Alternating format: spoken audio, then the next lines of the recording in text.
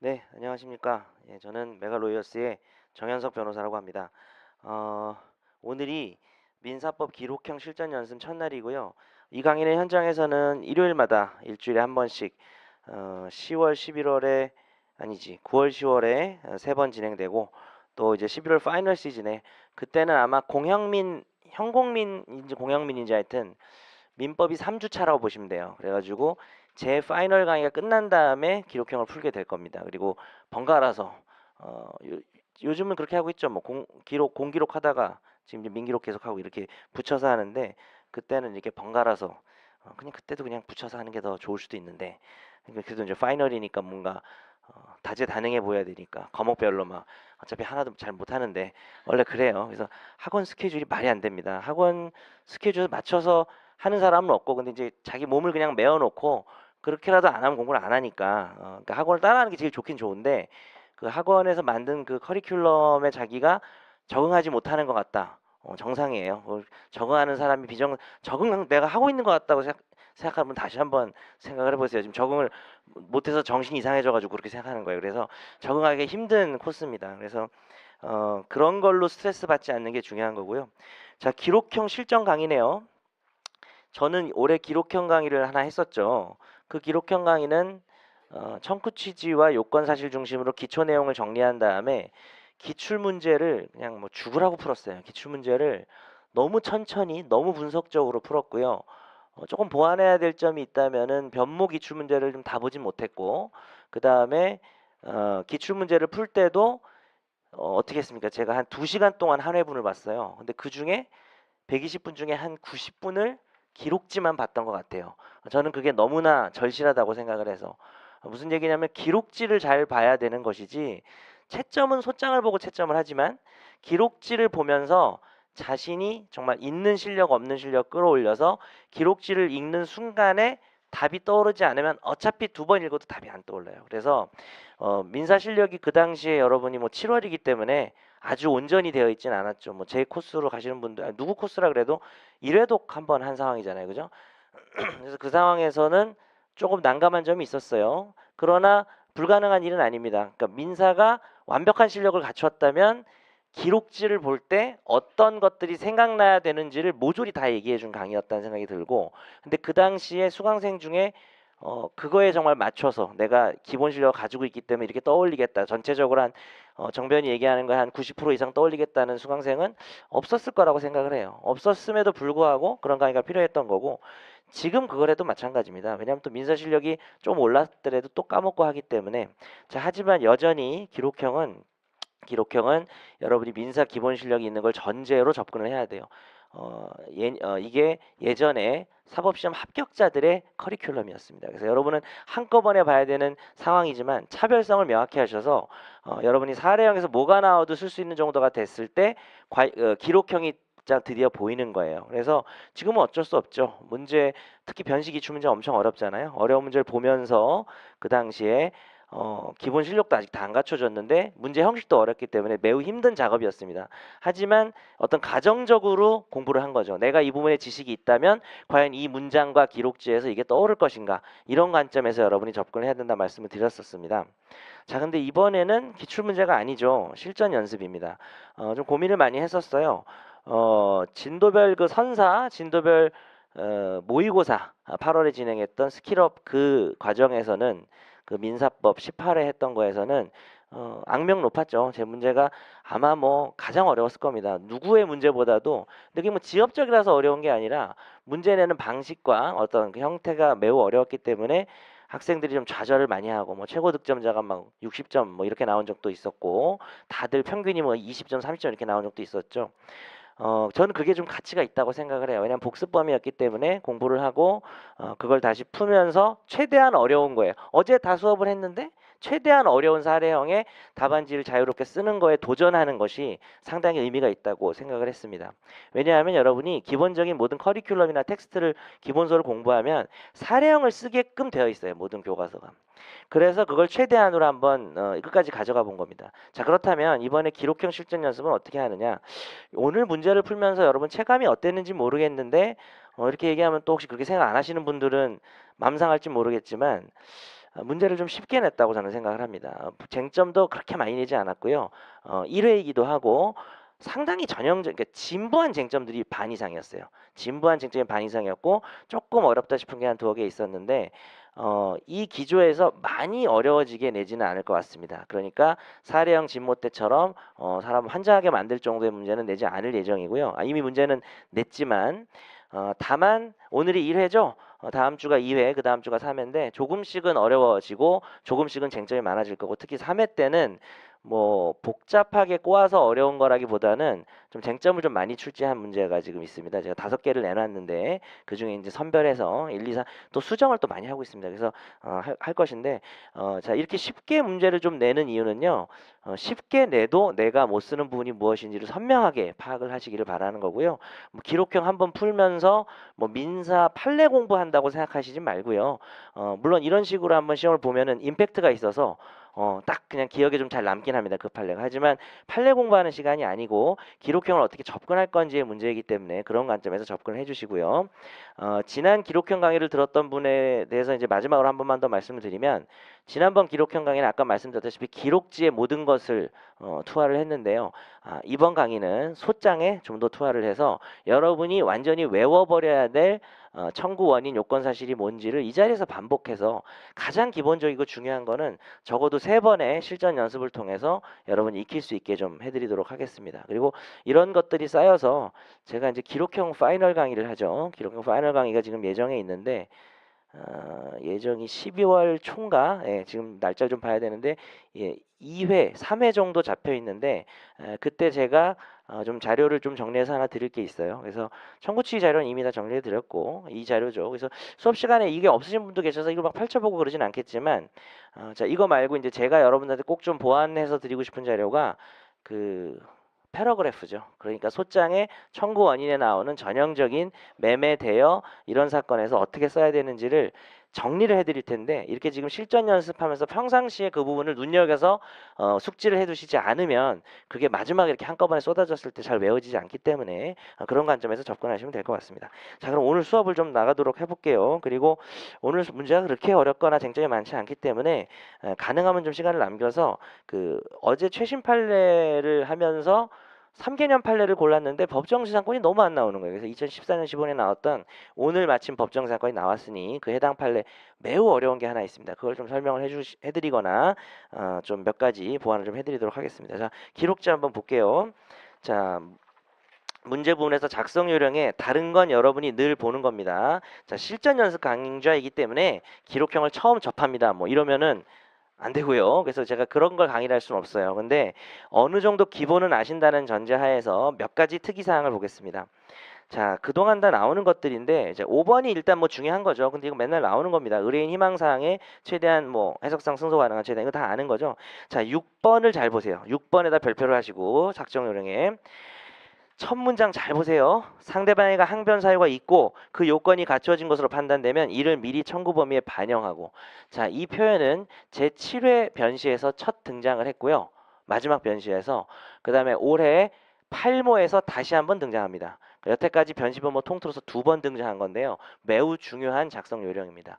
자, 이게 동시행 항변권 때문에 그런 거예요. 그동안의 변시의 역사, 7회의 역사 중에는 7회만 빼고 1회부터 6회까지는 항상 뭐라고 돼 있어요? 그 뒷문장이죠, 주로.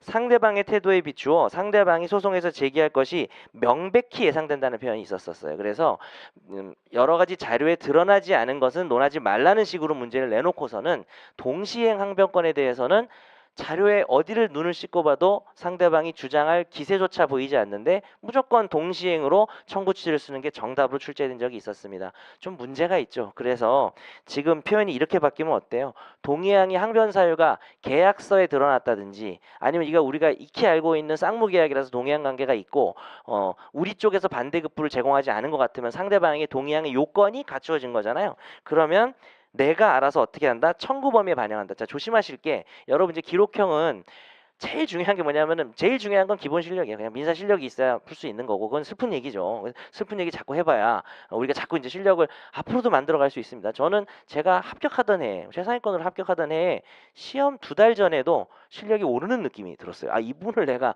실력이 오르면 안 되잖아요.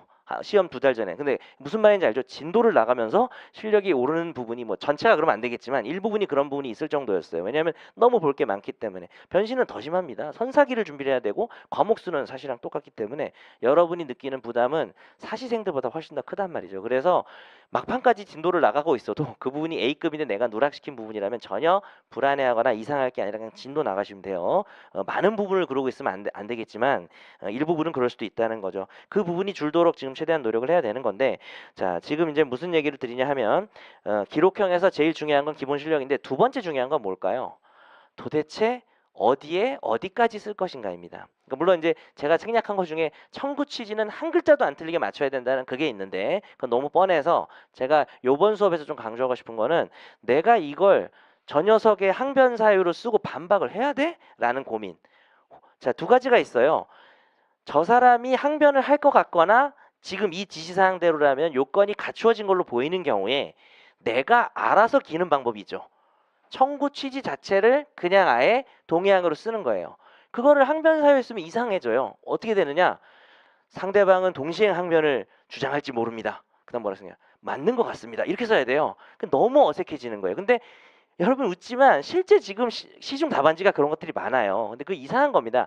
자, 뒤에 문장 보면요. 상대방이 소송에서 제기할 것이 예상되는 주장이나 항변 중 이유가 없다고 판단되는 사항은 청구 원인론을 통해 미리 반박하라는 거는 반박하라는 거죠. 이거 완전히 점수가 있는 거고 항변이 쓸만한 게 있고 내가 반박해서 이길 수 있으면 뒤쪽에다 쓰는 거죠.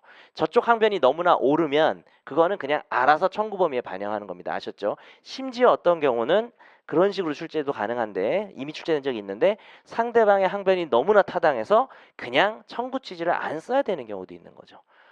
그러니까 상대방의 항변에 따라서 내 청구 취지를 죽여야 될 때가 있고 주로 어떻게 나오냐면요. 문제 되게 길게 사실관계 나오는데 청구 취지 안 쓰면 좀 허무하잖아요. 보통 어떻게 나옵니까? 토지 매매를 2개를 했는데 뭐 2개다가 하자가 있어요. 근데 하나만 기간이 지난 거야.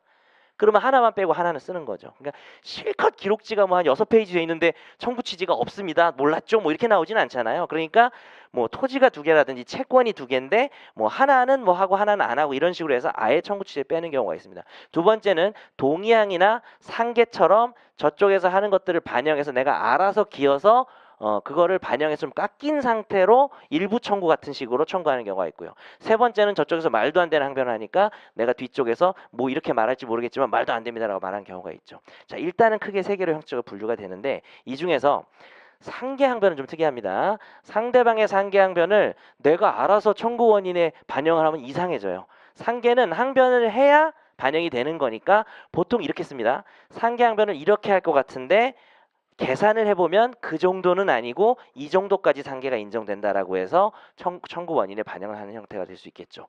그렇게 기억을 하시면 되겠습니다. 그리고 소멸시효 같은 경우에는 어때요?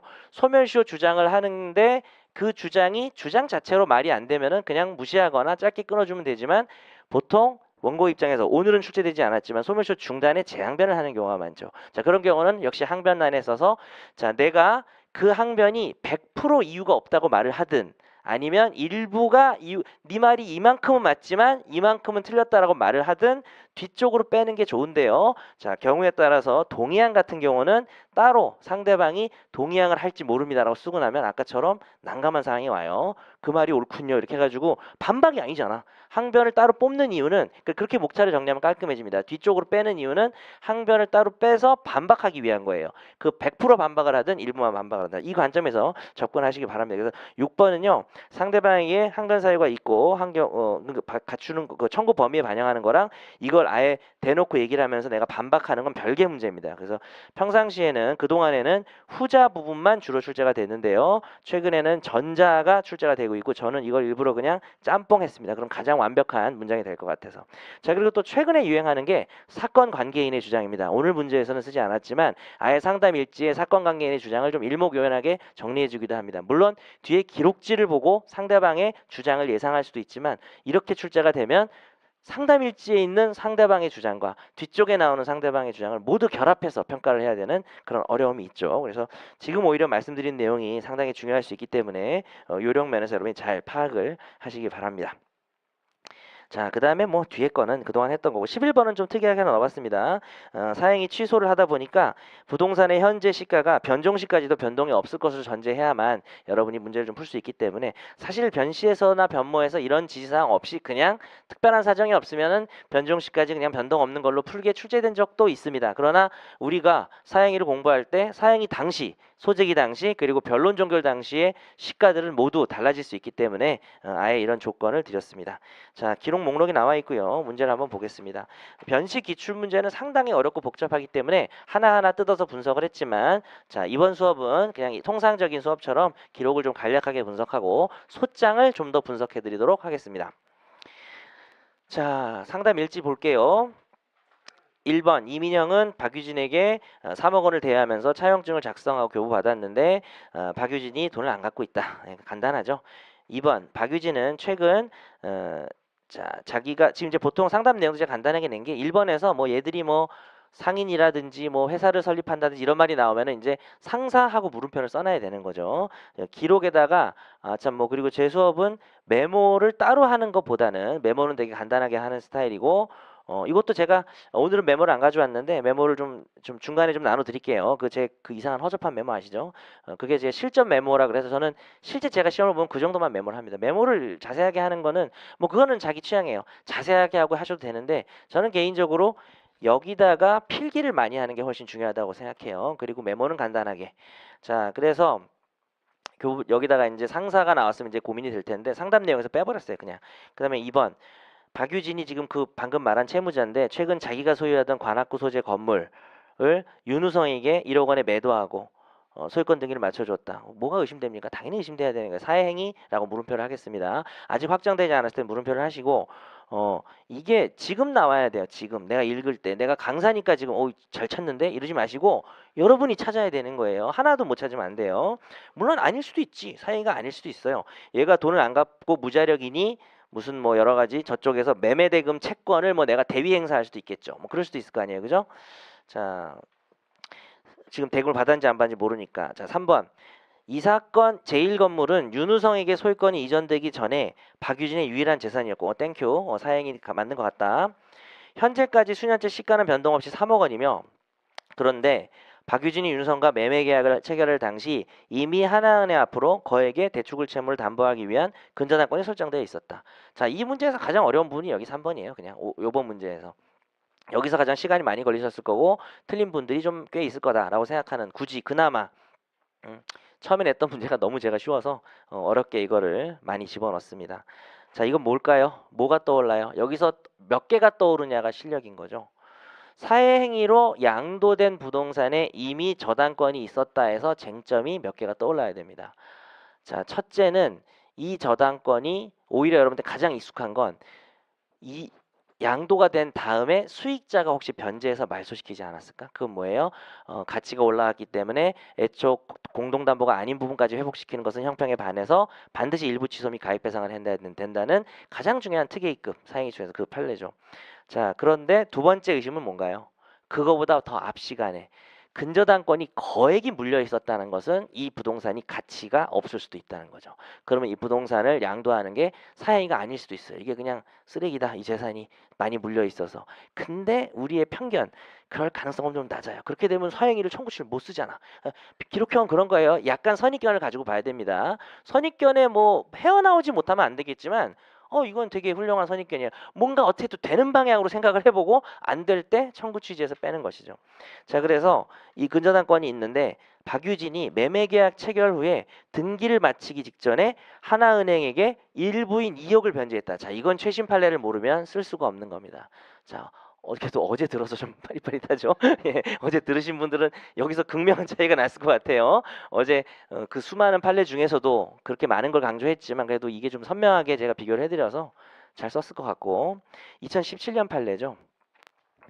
자, 뭐 뒤에 좀 더 기록을 봐야 금액을 알겠지만 뭐 시가는 3억인데 여기 뭔가 물려 있는데 이게 3억이 물려 있으면 이것을 B가 C한테 양도하는 행위가 이게 3억이나 물려 있으면은 이게 완전히 꽉 찬 거니까 사행위가 아니지만 양도하기 직전에라도 얘가 굳이 변제를 해서 우리 입장에서는 뭐 채무자가 변제하니까 기특하네. 아니에요. 그냥 변제하면 돈이 나간 거는 뭐 상관없어요. 사실 돈은 들어오든 나가든 관심 없어요. 현금은 소비하기 쉽기 때문에. 돈이 나가서 뭐가 된 거예요? 변제해서 가치가 올라간 거예요. 사실 이건 기특한 게 맞아요. 이게 깎였으니까 부동산이 가치가 없다가 생겼다든지 더 올라간 것이죠. 근데 그 다음이 문제인 거지. 그 다음에 이걸 팔면 가치가 있는 걸 팔았으니까 사회행위가 되는 거죠. 매우 중요한 2017년 판례인데 거기서 가장 어려웠던 부분은 사회행위는 매매계약입니까? 등기입니까? 매매계약이죠. 사행위는 매매계약인데 이 사건은 매매계약을 할 때까지는 안 갚고 있다가 보통 그럴 거 아니에요. 뭐라고 말했을까? 우리가 매매계약을 상상해 볼까? 얘네 둘 사이에. 이게 저당권이고 어떻게 할 거야? 아 이거 내가 나중에 등기 직전에 내가 완전한 소유권 이전해 줄 거니까 등기 직전에 내가 변제해서 없앨게라고 해서 사실은 엄밀히 말하면 사회행위에 해당하는 매매계약 체결 당시에는 이 부동산은 가치가 없었는데 등기를 넘겨주기 전에라도 일부를 갚아서 가치가 올라가면 어쨌든 가치 있는 물건이 큰 그림을 보세요. 가치 있는 물건이 넘어간 거죠. 그래서 사행에 해당한다는 매우 중요한 판례입니다. 내년도가 뭐 출제가 매우 예상이 되는 문제이기도 하고 이거랑 비교했던 판례는 여러분이 한번 보시고 최근 2018년도인가요? 2017년 후반인가? 얘가 그게 아니라 팔면서 받은 매매 대금으로 이걸 변제했다면은 그거는 가치가 올라간 게 아니라서 여전히 사회가 아니라는 그 판례랑 매우 헷갈립니다. 그래서 오늘 낸 판례 일단 주목을 하시고 자 그래서 이렇게 넘어갔을 때 문제가 되는 것이죠. 근데 다 갚진 또 않았어요. 일부를 갚았으니까 얘는 1억이 남은 상태로 산 거죠. 1억에 대해서는 얘네 둘 사이의 관계가 사례형 문제라면 되게 면밀하게 검토를 해봐야 됩니다. 1억은 왜 안 갚았어라고 얘가 화를 내고 있을 수도 있고 아니면 1억을 얘가 이행인수를 했을 수도 있는 거죠. 이행인수했으면 얘가 정상적이면 이걸 갚겠죠. 그럼 그게 또 뭐예요? 수익자한테 넘어간 다음에 갚게 되니까. 그래서 제가 쉽게 얘기하면 두 판례를 결합한 겁니다.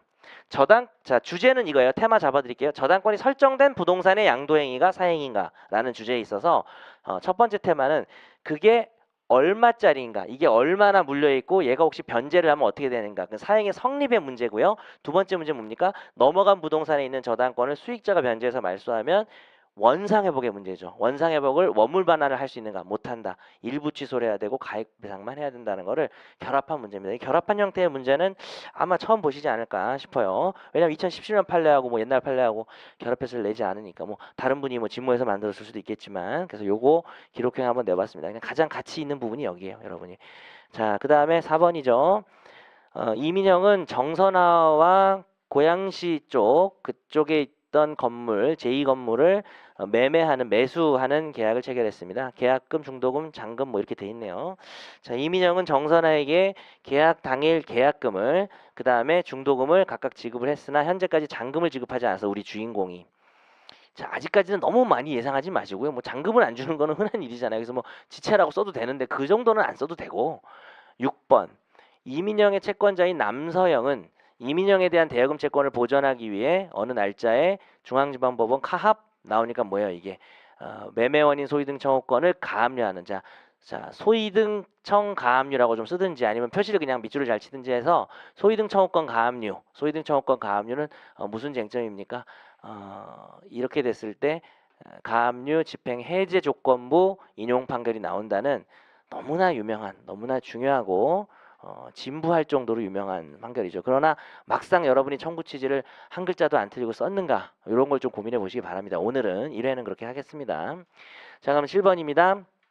김석영은 또 누구야? 근데 건물은 겹치네. 위에 말한 그 제2건물을 그 나한테 팔았던 매도인 정선화로부터 사실은 예전부터 여기 임차인으로 들어가 있었고 임차인으로 들어가서 기간은 2018년까지 잡았지만 계속 지금 살고 있는 거죠. 근데 지금 뭐 2018년 4월 지났으니까 끝날 수가 있는 거죠.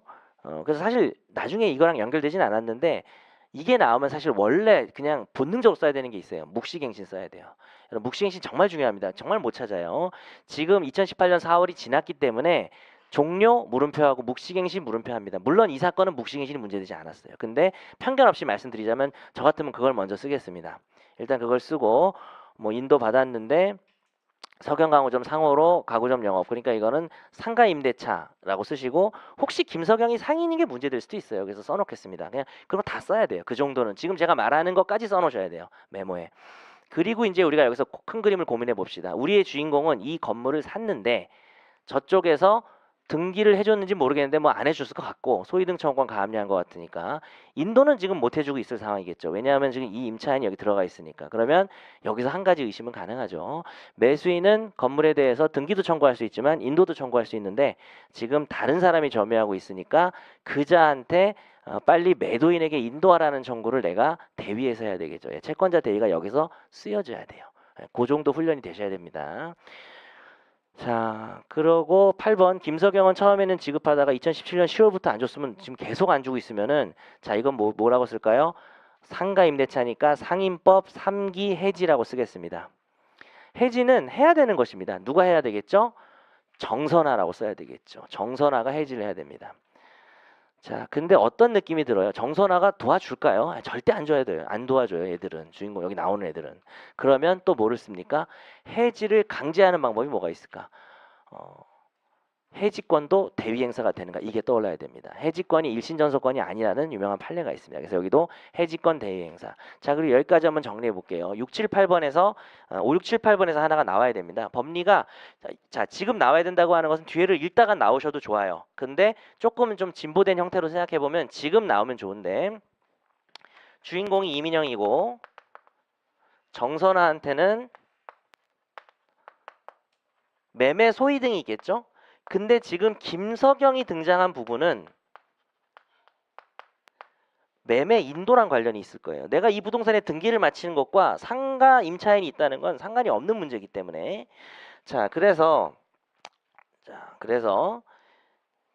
이렇게 돼 있는데 얘가 임차인이 얘한테 인도를 해줘야 내가 인도를 받을 수 있으니까 자, 여기서 다 생각해야 되는 게 인도를 하기 위해서 인도를 대위 행사한다는 걸 봤는데 임대차 목적물의 인도는 이 요건 사실 중에 뭐가 있는 거예요?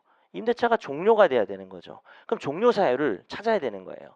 뭐 그냥 기간이 끝났고 묵시갱신이 안 돼서 종료됐다면 편한데 뒤에를 보시면 아시겠지만 종료가 사유가 따로 없고요. 그걸 눈치챌 수도 있으면은 그러니까 제가 여러분께 필수적으로 요구하는 게 있고 이건 좀 많이 요구하는 것일 수는 있는데 지금 설명하는 건 그래요. 여기까지 읽고 거기까지 추측해내면 진짜 공부를 많이 한 건데 이건 분명히 얘가 3기 연체를 했기 때문에 얘가 해지를 할 수 있는 거죠. 해지는 행사를 해야 종료가 되는 거죠. 그러니까 순서가 어떻게 돼요? 해지권을 대위 행사하고 인도 청구권을 대위 행사하는 식으로 해서 자기 목적을 이룰 수 있는 거죠. 여기까지 읽고 그걸 생각해내는 실력을 갖추도록 노력을 좀 해봐야 되겠습니다. 근데 사실 지금 이거는 뒤에를 읽다가 나와도 충분해요. 아까 제가 바로바로 적으라고 했던 건 대부분 누구라도 읽으면서 생각해야 되는 부분이라면 이 부분은 여기서 좀 생각이 나면 좋을 것 같습니다. 자, 그래서 해지의 대위고 그 다음에 그럼 여기서 하나 퀴즈를 내볼게요. 지금 어쨌든 이민영이 원고고 얘한테도 소장을 쓸 거고 얘한테도 소장을 쓸 거 아니에요. 아마 웬만해서는. 그럼 얘한테 소장을 쓰는 청구 내용이 뭐예요? 일단 대위에서 인도 청구죠. 근데 지금 가장 어이없는 것 중에 대위에서 뭐 해지를 청구한다 이렇게 쓰는 사람이 있어요. 청구 취지를 근데 쓰려다가 아니라는 걸 알겠죠. 해지는 대위에서 인도 청구를 하기 위한 과정이니까 인도 청구라는 목차, 대위 행사라는 목차 안에 적절하게 해지권도 대위 행사를 해야 되는 거고 지금 안 하고 있으니까 소장 부본의 송달로서 해지의 의사표시를 하면 되는 것입니다. 대위에서 나는 정선아를 대위해서 너에게 소장을 날리며 이 소장 부본의 송달이 바로 나의 해지의 의사표시다라는 것을 할 수 있다는 거죠. 기록형에서 형성권, 뭐 상계는 나오기가 좀 힘들겠죠. 아직까지는 피고 입장에서 나오지 않기 때문에 자, 근데 뭐 아주 뭐 문제를 복잡하게 내려고 하면 상계를 한다는 이유로 피담보 채무가 소멸했으니 근저당권을 말소해라 뭐 이런 걸 만들 수도 있는데 자, 주로 그래서 여러분이 소장의 부본의 송달로서 상대방에게 행사하는 형성권은 취소권과 해제권, 해지권을 좀 기억을 해주시면 좋겠습니다. 이런 게 나왔을 때도 당하지 말고 쓰셔야 될 것 같아요. 자, 그 뒤에는 뭐 자, 그다음 뭐 간단하죠. 9번 이제 양천구 목동동로가 부동산이 나왔는데 이건 토지예요. 하경수 소유였는데 경매에 넘어가서 이민영이 매각대금을 납입해서 소유권을 취득했다. 네, 그러면 우리 주인공은 토지 소유자예요. 우리 주인공은 토지 소유자입니다. 그럼 뭐 그런 거 잘 안 떠오르면 써놔도 좋고 이민영은 토지 소유자인데 당시 토지 위에 하경수 소유의 건물 이 사건 재산 건물이 존재합니다. 그럼 뭐가 문제 되겠어요? 내가 토지를 경매로 취득했는데 건물이 있으니 뭐가 문제돼요? 철거 써야 되겠죠. 철거, 토지인도, 건물 철거 그냥 쓰는 거예요. 써놓고 아니면 많은 거고 일단 써놓는 겁니다. 의심되는 거를. 자, 토지인도, 건물 철거를 쓰신 다음에 그 다음에 여기서도 바로 떠올릴 수 있는 게 하경수 소유의 토지가 잘 봐요. 하경수 소유의 토지를 내가 취득했는데 하경수 소유의 건물이 있었기 때문에 거의 이거는 하경수가 법정지상권이 있을 것 같죠. 그죠? 근데 경매가 무슨 경매일까? 모르잖아요. 그래서 366 관법지를 다 써놓는 겁니다. 어쨌든 법정지상권만 쓰시든지. 그래서 법정지상권에 물음표를 합니다. 법정지상권은 우리의 주인공 입장에서는 불리한 거죠. 그래서 여러분은 눈에 불을 켜고 법정지상권이 왜 성립 안 하는지를 따져야 될 수 있습니다. 자, 그래서 법정지상 성립하면 철거청구 그냥 못하는 거니까. 물론 이제 그렇게 되면 뭐 여러 가지 차임상당 부당이득 청구하고 이럴 수는 있어요. 법정지상권이 성립해도 차임상당 부당이득은 받을 수 있잖아요. 그거 외에 실제 소송에서는 지료 결정 청구를 해야 되는데 지료 결정 청구가 나오진 않을 거니까 차임상당 부당 너 그래 법정지상권은 좋은데 너 돈 안 내고 있잖아 이래가지고 차임상 그것도 유명한 판례입니다. 근데 이제 뭐 그런 경우는 없고 일반적으로 지금 철거가 인정돼야 되기 때문에 그냥 딱 봐서는 경매로 소유자가 달라졌기 때문에 그 뭡니까? 법정지상권이 성립할 것 같잖아요. 그죠?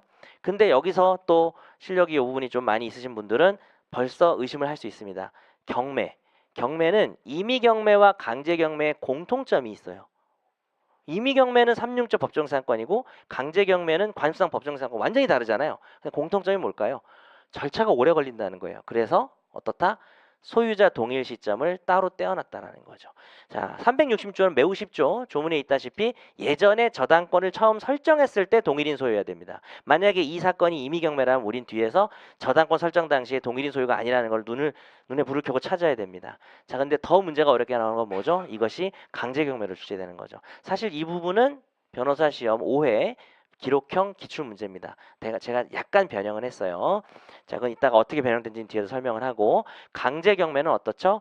경매 개시 결정 기입 등기 시에 소유자 동일이어야 되는데 선행하는 가압류가 있을 때는 그 시점이고 또 선행하는 저당권이 있을 때는 그 시점. 이게 그냥 줄이줄이 나와야 되지만 여러분 강의를 듣고 있는 게 아니에요. 여러분 그게 머릿속에서 나와야 돼. 정리가 돼 있어야 되고 그러면 여기다가 뭐라고 쓰느냐? 나 같으면 등기부라고 써놔요. 이건 무조건 등기부를 봐야 되는 거죠. 그리고 나는 또 주의하려고 더 쓰겠어요. 갑구을구라고 써놓겠습니다. 갑구을구가 따로 되어 있기 때문에 한눈에 안 들어와요. 여러분 갑구만 열심히 읽고 넘어가는데 을구의 날짜까지 비교를 해야 되는 부분이 있겠죠. 사실 변시 기출된 그간의 문제 중에 가장 기록형스럽고 너무나 잘 나온 문제가 바로 5회에서 관수상 법정지상권의 문제였습니다. 자, 거기에 더 복잡함이 있었지만 그걸 제가 조금 더 간단하게 만들었습니다. 이것만 냈는데도 이렇게 간단하게 냈는데도 과연 내가 정확하게 맞췄는가에 대해서 한번 여러분이 테스트를 좀 해보시면 좋을 것 같고 자 10번 보니까 하경수가 96년에 이 사건 토지를 최수진으로부터 매수해서 소유권을 취득했는데 그 직후에 홍윤아에게 토지를 임대하여 뭐 복잡하네. 자 하경수 자 이렇게 토지란 건물이 나올 때는 잠깐 기록지 옆에 그림을 그려도 되는 거예요. 최수진이 있었고 하경수가 있고 1996년입니다. 그리고 우리의 주인공인 이민영, 아예 원고라고 씁시다.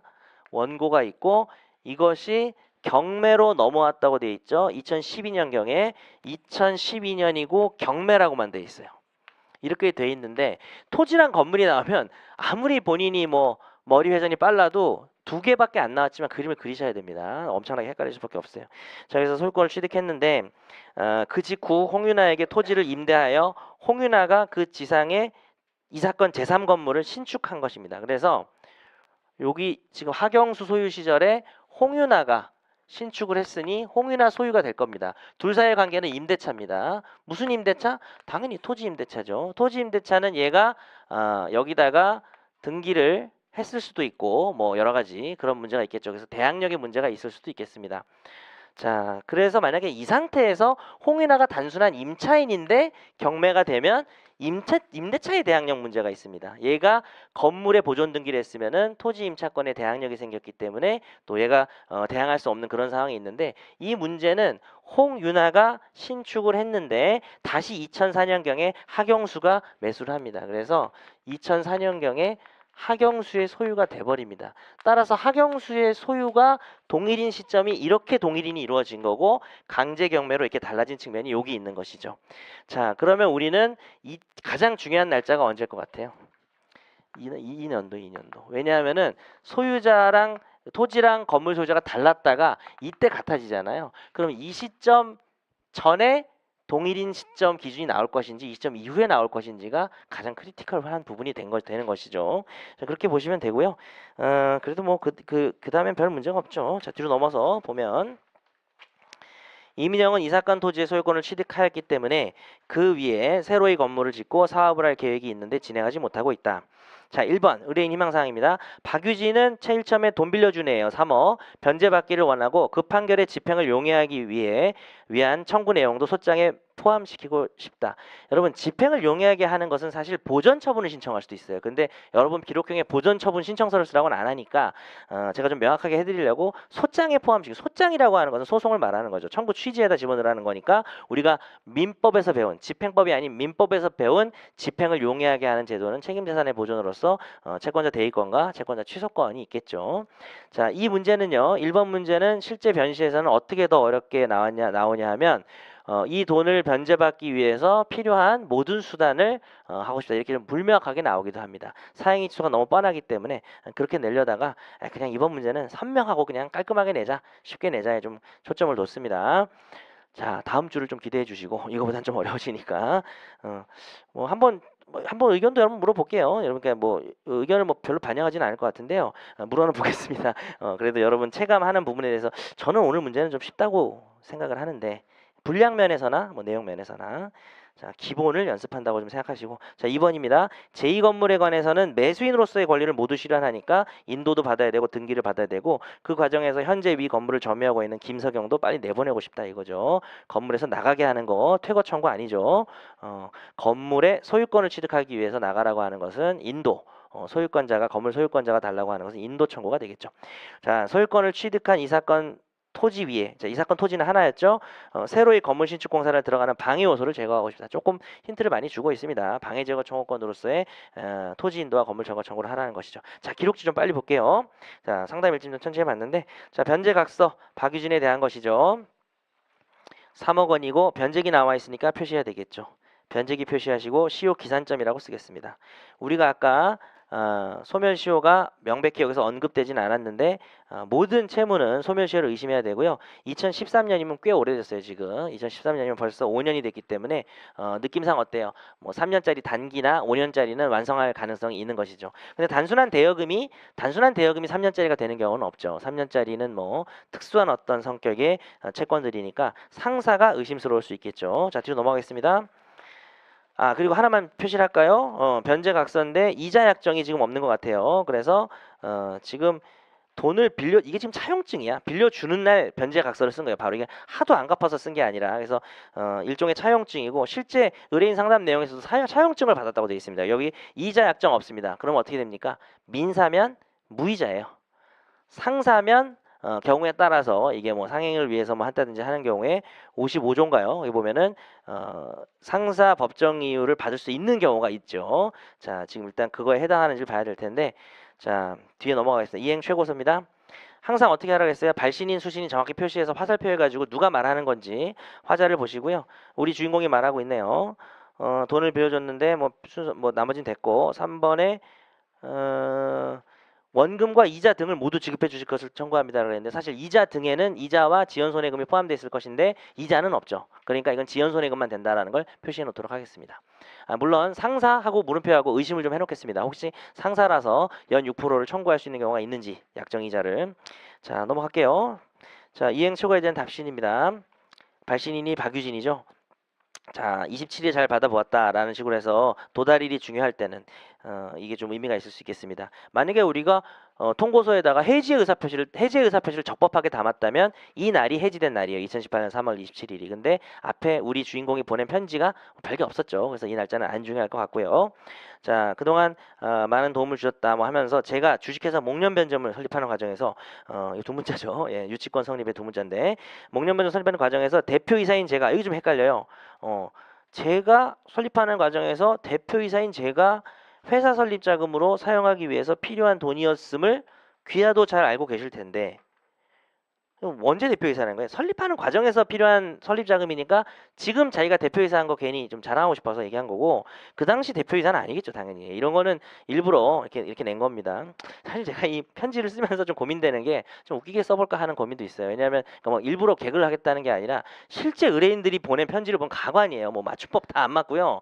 그래가지고 막 엉망진창이고 막 법률 용어도 그런 게 훈련될 것 같긴 한데 그래도 변시나 변모 기출 문제는 약간 다 배운 사람들이 쓴 편지로 주로 나오더라고요. 그러니까 표현은 어떻게 형님이 그러실 수 있습니까? 뭐 이런 거 나오는데 내용은 뭐 맞춤법이나 뭐 이런 것들은 일부러 법률 용어는 살짝 부정확하게 써서 여러분이 찾도록 하는 경우가 있는데 그냥 한번 개판으로 한번 내볼까? 3번, 5번 있는데 그중에 그냥 진짜 의뢰인들이 쓴 것처럼 뭐 그렇게 하면은 여러분이 재밌을 수도 있는데 재미가 없을 수도 있고 그래서 더 찾기가 힘드니까 자, 회사를 운영하는 사람에게 5년도 더 지난 일을 이제 와서 세상 문제 삼은 자막서에 상사시효를 명백히 주장하고 있습니다. 그런데 그 밑에 또 더 명백하게 얘기가 나와 있네요. 제가 빌린 돈은 이미 오래전이라 소멸시효 갚을 필요가 없다고 했다. 저는 귀하에게 위 돈을 갚을 의무가 전혀 없다는 뜻입니다. 자, 제가 늘 문제를 볼 때마다 좀 고민되는 건데요. 채무자가 시효에 관해서 논의를 하면서 제가 뭐 빌렸죠라고 하는 건 사실 뭐가 될 수 있겠어요? 승인이 될 수가 있어요. 그것도 봐야 돼. 그것 문제 되게 어렵게 나오는 거예요. 그래서 지금 이 사람은 저게 애매한데 예전에 자기가 빌린 사실을 인정하면서도 하지만 제가 일부러 이렇게 했어요. 저는 귀하에게 돈을 갚을 의무가 전혀 없다는 뜻이라는 것은 갚을 의무를 인정해야 승인이 되겠죠. 그래서 나는 지금 옛날에 빌린 적은 있지만은 소멸 큰 그림은 이게 한 편지에서 빌린 적은 있지만은 내가 그걸 갚을 일이 이유가 없다라고 말했기 때문에 이건 승인이 아니라고 봐야 되겠죠. 그리고 실제로 승인이라고 봐도 이 문제는 결국 어떻게 되죠? 5년짜리라고 주장하지만 10년짜리라서 도중에 있는 건데 내가 아직 10년 시효가 완성되지 않은 상황에서 중간에 중단된 걸 소장에 못하러 쓰겠어요. 그래서 의미도 없어요.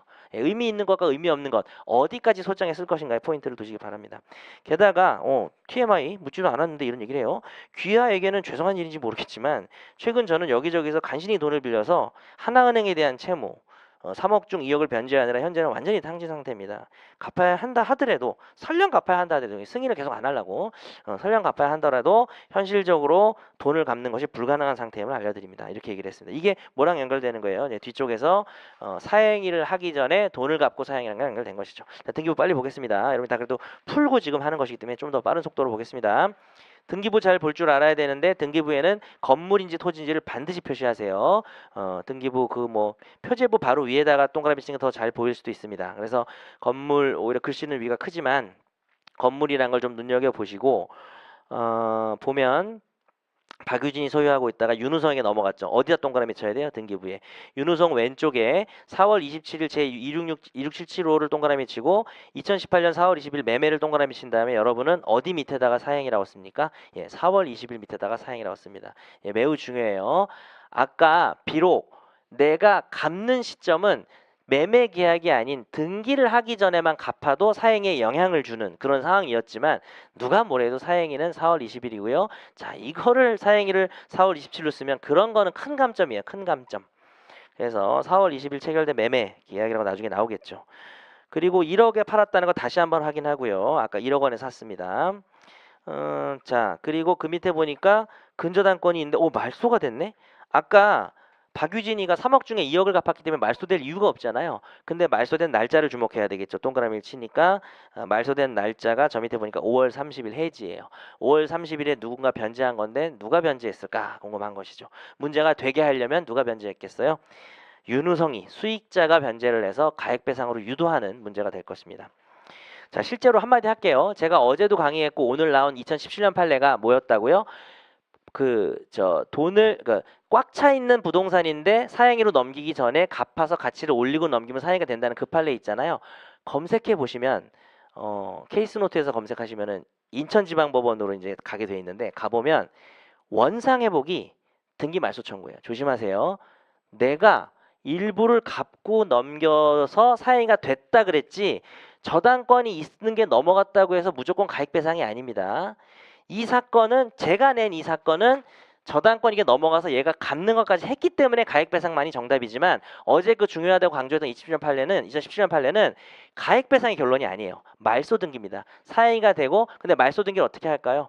매매계약 취소랑 이런 부분에서 자 상관이 없는 게 이게 3억 중에 지금 뒤에 나오겠지만 3억이 차 있다가 2억을 변제해서 여기 1억이 남은 상태에서 팔았는데 여기 1억이 남아 있잖아요. 이거 원물 반환하면 돼야 안 돼요? 되지. 왜냐하면은 당초 사양이가 2억어치였는데 여기 1억이 아직 물려 있으니까 2억 가치니까 이게 돌아오는 것은 당초 채권자들의 공동담보로 되지 않은 부분까지 회복시키는 것은 아니잖아요. 이건 되는 거예요. 이게 말소됐을 때 1억마저 말소됐을 때 가액배상으로 가는 것이지. 여러분 이걸 헷갈릴 수가 있어요. 잘 그 2010년 판례 열심히 외워놓고 그게 나왔는데 정답이 원물 반환일 수도 있어요. 원칙적으로 원물 반환이 가능하다면 기록형에서는 원물 반환을 쓰는 게 맞습니다. 자, 이 사건은 제가 이것마저 말소한 게 돼서 가액배상을 문제로 낸 것입니다. 그래서 이 말소됐을 때 여러분은 궁금한 거죠. 누가 변제 이렇게 쓰는 거죠. 그죠? 알 수가 없어요. 등기부만 봐서는 알 수가 없고 자, 뒤에서 의문이 바로 풀리겠죠? 의견서. 의견서. 자, 윤우성은 편지를 받은 적도 없는데 한번 만난 적이 있어서 불안해서 편지를 썼어요. 자, 일전에 봤는데 신림동 제 건물에 방문했을 때 등기 말소의 말씀이 생각나서 이 맞춤법을 이렇게 정확하게 염치불고하고가 맞는데 하여튼 배운 사람인 것처럼 이렇게 했습니다. 제가 뭐 이혼하고 어린 딸아이 힘들게 사는데 이 건물에서 말씀하니까 너무 그렇다 해가지고 근저당채 뭐 3억 중 2억은 원래 박유진이 변제한다고 약속을 해서 그럼 1억은 남겠네? 그럼 내가 대신 갚기로 하고 그게 뭐예요? 이행인수라고 써야 되겠죠. 이 사건에서 문제되지 않아요. 이행인수는 문제되지 않지만 썼습니다. 일단. 그리고 매매대금은 1억으로 정했다. 제가 결국 2억 원에 산 셈이어서 재발이 저린지 말합니다. 시가보다는 좀 싸게 산 거는 맞지만 허위 매매가 아니라 급한 사정이 있어서 싸게 산 것일 뿐입니다. 자, 이것까지 여러분이 찾아가지고 뭐 허위 매매가 아니라고 주장하나 사양인 취소는 뭐 허위 매매일 필요가 없다. 이건 안 쓰는 거예요. 그런 거는 그냥 얘 말하는 거고. 지금 사실 윤우성은 누가 되겠어요? 사행위 소송에서 수익자인 피고가 될 사람이죠. 이 사람이 여기 쓴 편지를 잘 봐야 어떤 항변을 할 수 있는지 알 수 있겠습니다. 자, 그래서 싸게 샀고 따라서 제가 등기를 말소해둘 일은 없고 게다가 소유권자 등기를 맞추네. 어디서 나왔네요. 1억 원을 내가 갚았다 그랬습니다. 그래서 여기서 하나 배울 수 있는 게 그 판례 있죠. 수익자가 등기를 하고 말소해가지고 가액배상해야 되는 판례에서는 수익자가 왜 변제했는지는 관심을 가질 필요가 없어요. 이행인수에서 자기가 할 걸 한 건지 아니면 열받아서 대위 변제를 한 건지는 여러분 관심을 둘 필요가 없고 이 사건의 관심사는 가치가 올라가서 당초 공동담보가 아닌 것까지 회복시키는 원물 반환이 안 된다는 거에만 포인트를 두시기 바랍니다. 자, 그 다음에 변호사, TV 출연 변호사 별거 없는데 자, 애초 위, 다 틀렸잖아요. 이거 봐. 애초 위 건물은 하나은행 저당권이 실제로 발생한, 다 알려주네. 3억 원의 채무를 최고액으로 부담하고 있었게 좀 말이 안 되긴 하죠. 뭐, 근데 옛날에 빌린 돈이니까 이제 최고액이 다 찼을 수는 있는데 그래서 부담하고 있었기에 시가를 고려할 때 아무런 재산 가치가 없는 것이어서 처음부터 사용이 되지 않는다고 합니다. 또한 박유진도 이걸 갖고 나도 이렇게 말소됐으니까 내가 왜 말소를 합니까? 이건 좀 말이 안 되는 주장이고 100번을 양보해서 설령 건물 대신 돈으로 환원해 드리는 경우라 해도 좀 너무 자세하죠. 여러분 너무 친절하게 알려주고 있습니다. 1억 원은 공제해야 된다. 그러나 이제 잘 모르면 이게 맞는지 틀린지 모르니까 어차피 자 듣기로 자, 요거 뭘까요? 자, 저 요거 좀 포인트 뒀어요. 여기 별표인데 이미 오래전에 회사 설립 자금을 빌려준 돈이라 할 때 그렇다면은 소멸한 게 아닌가 하는 생각도 드는데 이게 뭐예요? 또 같은 얘기를 하고 있는데 저는 여기서 뭘 찾았으면 했냐면 채권자 취소 소송에서 수익자가 피보전 채권의 소멸시효 완성을 원용할 수 있어요, 없어요? 있죠. 있는데 내용이 틀린 거죠. 그러니까 이건 어떻게 해야 되겠어요? 소장에 안 쓰면 엄청난 감점 사유지. 그 유명한 그러니까 이런 문제 아직 나오냐면 수익자의 소멸시효 항변입니다. 피보전 채권 충분히 가능해요. 그러니까 이건 신경 써야 돼요. 소장에 반드시 쓰고 왜 소멸시효가 완성하지 않았는지 중단이 된 건지 기간이 경과가 안 된 건지 써야 됩니다. 그래서 여기 포인트가 좀 하나 있었습니다. 자 넘어가고요. 부동산 매매 자 그다음에 이제 부동산 매매 계약서는 김선아하고 한 거죠. 자 우리가 알다시피 매매 대금 10억이고 계약금 중도금 돼 있고 잔금 돼 있습니다. 따라서 이렇게 볼 수 있고 자 그다음에 2조를 보니까 배액 상환 조항이 있습니다. 중도금 지불하기 전까지. 원래 2조가 없을 때 명확한 내용은 뭐죠? 배액 상환을 할 수 있는 이행에 착수하기 전까지인데 자 물어볼게요. 중도금을 지급하려고 제공만 했어요. 이행 착수한 겁니까? 이행 착수한 거죠. 제가 문제 그렇게 내려다가 그냥 뭐 공탁서 내고 막 이렇게 하려다가 그래도 이행에 착수한 겁니다. 근데 뭐 2조는 좀 애매하게 돼 있어요. 중도금을 지불하기 전까지라 그래서 뭐 좀 말이 애매합니다. 지불이라는 거는 그냥 법률 용어가 아니잖아요. 그래서 이행 제공까지 포함되는 건 좀 애매하긴 합니다. 자, 3조를 보니까 잔금 지급일에 매수인에게 모든 소유권 이전 서류를 제공한다고 돼 있고요. 4조는 뭐 인도일 이후에 공과금 어쩌고저쩌고 되니까 뭐가 뭐가 없어요 지금. 동의항이 없습니다. 그래서 동의항 약정이 없는데 여러분은 뭐라고 쓰면 돼요? 특별한 사정이 없는 한 뭐가 잔금하고 서류하고 또 뭐 인도 모두 동의항에 있다는 걸 여기다 써야 되겠습니다. 그러니까 여러분이 조금 디테일일 수 있는데 매매 계약서가 사실 가장 볼 게 없잖아요. 근데 매매 계약서의 당사자들이 대놓고 약정을 하는 경우가 있고 특히 조심해야 될 게 자, 이 문제가 5회 중에 한번 나올 텐데 선인도 약정이 있는 경우가 있어요. 매매 계약에서. 그러면 거기서 587조가 문제될 수 있습니다. 그래서 그것도 나올 수 있기 때문에 도대체 인도의 시기가 언제인지 소유권 이전 등기는 언제인지를 푸셔야 되는데 자, 이처럼 아무런 약정이 없고 잔금기일에 등기 서류를 준다는 말만 있고 인도 시기도 안 나와 있는 매매 계약서는 원칙적으로 인도 및 소유권 이전 등기 서류 교부가 모두 잔금과 동의항이 있다는 걸 쓰셔야 됩니다. 그래서 아까 이 뒤에서 소장에서 딱 한 군데 수정할 때가 있는데 표현을 약간 수정해야 되는 부분이 있습니다. 그래서 약정이 없는데 그게 당연히 쌍무계약이라고 좀 쓰면 될 것 같아요. 쌍무계약이니까 여러분이 인정된다고 생각하고 풀어야 되겠습니다. 뒤에 보니까 영수증에 계약금과 중도금을 지급한 게 나와 있습니다. 자, 그 다음 통지서에 봤을 때 지금 정선화가 보냈어요. 상대방이 그 당신 저 잔금을 지급하지 않지 않았냐? 그래서 계약금의 배액인 2억과 중도금 4억 원, 도합 6억 원을 지급하며 매매계약을 해제한다. 이거 써야죠. 해약금 해제죠. 해약금 해제가 독특하게 된 이유는 계약금의 배액만 지급하는 게 아니라 중도금까지 지급하게 되는 이유는 이 주장이 틀렸다는 얘기죠. 중도금까지 받은 상태에서 해약금 해제하는 일은 없어요. 근데 자기는 주긴 줘야 될 것 같으니까 그냥 같이 준 그런 형태로 문제를 내봤습니다. 해약금 해제라고 쓰시고요. 옆에다 바로 써놓겠습니다. 제가 틀린 주장들에 대해서는 vs 하고 아까 그걸 하나 안 써드렸네. 일단 이거 먼저 할게요. 여기다가 얘가 뭐라고 말할 때 항변으로 보입니다. 항변 등이에요. 항 이렇게 동그라미를 치고 뭐를 하는 거죠? 그 해약금 해제. 해약금 해제 565라고 써도 되고 해약금 해제를 주장하고 있고요. 여기다 V라고 해서 우리가 대항할 수 있는 걸 해야 되겠죠. 중도금 지급했다. 중도금 지급했다 혹은 뭐 이행 착수했다 이렇게 쓰시면 되고 아까 제가 하나 안 써드린 게 있는데 여러분이 뭐 쓰시면 되겠지만은 그 회사 설립하는 데 필요해서 했다라는 부분이죠. 기록 9페이지에서 회사를 운영하는 사람에게 이걸 제가 말을 안 해버렸네. 거기다 뭐라고 써야 돼요? 항이라고 쓰고 소멸시효라고 하는 거죠. 우리 뭐라고 하는 거죠? 아직 회사가 설립되지도 않고 개인이 자연인이 법인을 주식회사 설립하기 위해서 뭐 회사는 물론 상인이 맞아요. 근데 타인의 영업행위가 되는 겁니다. 이거 조심해야 되겠죠. 나라는 사람이 다른 사람의 영업을 위해서 돈을 빌리는 게 상행위가 아니라는 판례가 좀 더 확장돼서 어떻게 되죠? 나라는 사람이 내 회사인데요? 내 회사가 아니죠. 나와 분리가 되기 때문에 주식회사 설립하기 위해서 돈을 빌리는 건 상의가 아니라는 거죠. 그래서 상사가 아니다. 10년이다. 이렇게 간단하게 써놓는 거예요. 자, 그래서 아까 그걸 얘기를 못해서 미안하고 다시 돌아와서 시효 중단 제가 안 냈으니까 한번 나오겠죠. 엄청나게 복잡하게 나올 겁니다. 자, 오늘은 워밍업. 근데 아주 극도로 많이 어렵게 내진 않으려 그래요. 여러분 좀 요즘 많이 힘들죠? 예. 격하게 격공하시네. 격하게 끄덕거리시는데 일요일까지 기록을 보고 이러시니까 문제라도 조금 풀만하게 내야 되지 않을까. 근데 풀만하게 내더라도 조금 독특한 내용들이라든지 반드시 고민해 봐야 될 중요한 팁을 몇 개는 넣을 거예요. 자, 그래서 지금 어디 보고 있었죠? 그 매매 계약서 보고 이제 넘어와서 통지서 보고 있었고요. 해약금 해제 가둬줘야 되겠죠. 지금 제가 오늘 메모장을 안 나눠드렸는데 나중에 메모를 하게 되면은 원고가 누구에 대한 청구면은 그 사람에 대한 항변을 다 쓰고 vs 해가지고 다 대항 요건들을 다 쓰고 요 정도는 메모를 해야 돼요. 청구할 내용 그리고 항변이랑 반박할 거. 왜냐하면 항변이랑 반박을 여기다 왜 쓰냐면 잘 들어봐요. 다 아시겠지만 피고의 항변 사항과 나의 반박의 타당성에 따라서 청구 취지가 달라지기 때문에 요것만 메모하는 거예요. 저는.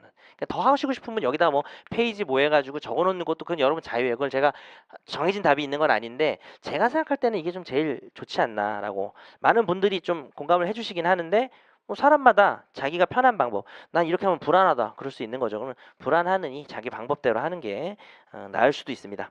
자, 계속 보면 수령했는데 답변서입니다. 배액 해제했다고 하는데 귀하의 주장은 받아줬습니다. 예, 우리 쪽 의뢰인이 무식한 얘기하는 건 신경 쓸 필요 없어요. 어차피 내가 다 바로 잡을 거니까. 뭐 기간이 지났다, 해제 기간이 지났다 이런 건 뭐 말이 좀 이상하죠. 자, 그래서 모두 맞춰 준비를 해달라고 하고 있고요. 가압류 결정 나와 있습니다. 뭐 사람들 동그라미 칩시다. 뭐 남서영, 이민영, 정선아 동그라미 치고요. 그 다음에 뭐에 관심을 가져야 돼요? 제일 관심을 가져야 되는 것은 여기서 동그라미 칠 게 뭘까? 뭐 제일 맨 위에 서울중앙지방법원 동그라미 쳐야 되고 그 다음에 2018 카합 2238 이거 동그라미 쳐야 되고 그 다음에 어디 동그라미 칠까? 한 군데 동그라미 쳐야 돼. 어디까? 맨 밑에 2018년 3월 9일 동그라미 칩니다. 채권 가압류 같은 것들은 사실은 제3채무자에게 도달된 시점이 매우 중요해요. 그런데 우리가 지금 이 가압류 결정을 어떻게 활용할 거예요? 이 가압류 결정에 의한 집행이 해제되면 하면서 이 가압류 결정을 우리가 딱 특정을 해서 써야 되죠. 이 가압류 결정이 나온 날짜가 중요한 겁니다. 여기서는 아셨죠? 그래서 이 날짜가 중요하고 뒤로 넘겨서요. 우리는 그러나 습관을 버릴 수 없죠. 뒤쪽에서 송달 증명원에서 제3채무자 정서나 도달된 2018년 3월 13일은 동그라미 치겠습니다. 왜냐하면 모든 가압류나 압류는 도달을 해야 송달이 돼야 효력이 발생하기 때문에 이 시점은 원래 채권 양도 케이스라면 매우 중요하죠. 동그라미 쳤지만 이 사안에서는 이 가압류를 그냥 특정해서 해제되면 이 소유권 전등기 이런 거니까 앞에 나온 결정일이 중요한 거예요. 결정일이 아셨죠? 자, 이렇게 좀 정리를 하고요. 그다음 뭐 한 군데만 더 보자면은 가압류할 채권을 항상 봐야죠. 피가압류 채권이 뭔지를 보셔야 됩니다. 소유권 이전 등기 청구권이라고 맨 위에 나와 있습니다. 18페이지 맨 위에 넘어가겠습니다. 자, 통지서입니다. 고양시 건물에 관하여 귀하가 매매가 해지를 원하지 않는다는 의사를 표시했기 때문에 다시 생각을 해봤습니다. 자, 이 사람이 해제 주장을 완전히 철회한 걸로 하면 조금 애매하기 때문에 설령이라는 표현을 제가 썼습니다.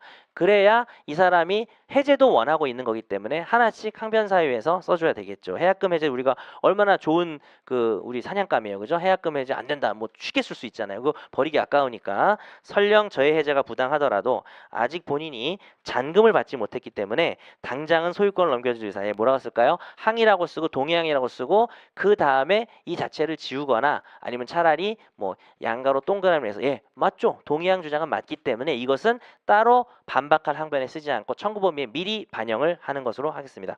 두 번째, 또한 잔금지기 훨씬 지났는데 지연이자가 발생하지 않냐. 틀렸죠. 이거는 이것도 항이라고 쓰겠습니다. 뭐 항변은 아니지만 내가 너한테 소위등을 하기 위한 너의 반대급부는 단순 5억이 아니라 거기 붙은 지연이자도 있다라는 주장인데 틀렸죠. 서로 아무것도 안 하고 있었기 때문에 서로 지연이자가 붙지 않았습니다. 따라서 이 5억에 대해서 지연이자가 붙었다라는 내용은 틀린 것이죠. vs 하시고 동의항이라고 여기다 오히려 써야 되겠죠. 그러니까 좀 묘한 것이 얘가 동의항을 주장하는 거는 타당한데 나도 동의항을 주장하는 거죠. 그래서 내가 너에게 줘야 될 잔금에 지체가 붙지 않았다는 내용으로 쓰시면 되겠습니다. 이 부분은 골라서 반박을 해줘야 되겠습니다. 왜 5억만 주면 되지? 라고 하면서 얘기를 하면 되는 거죠. 어떤 거죠? 지금 내 목적은 소유권 이전 등기 청구인데 그거랑 동의항이 있는 게 5억인데 얘는 더 있다라는 거니까 반대 채무가 왜 이렇게 크냐라고 하면서 반박을 해줘야 됩니다. 이것도 반대 채무의 금액의 정도에 따라서 내 청구 취지가 달라지는 거예요.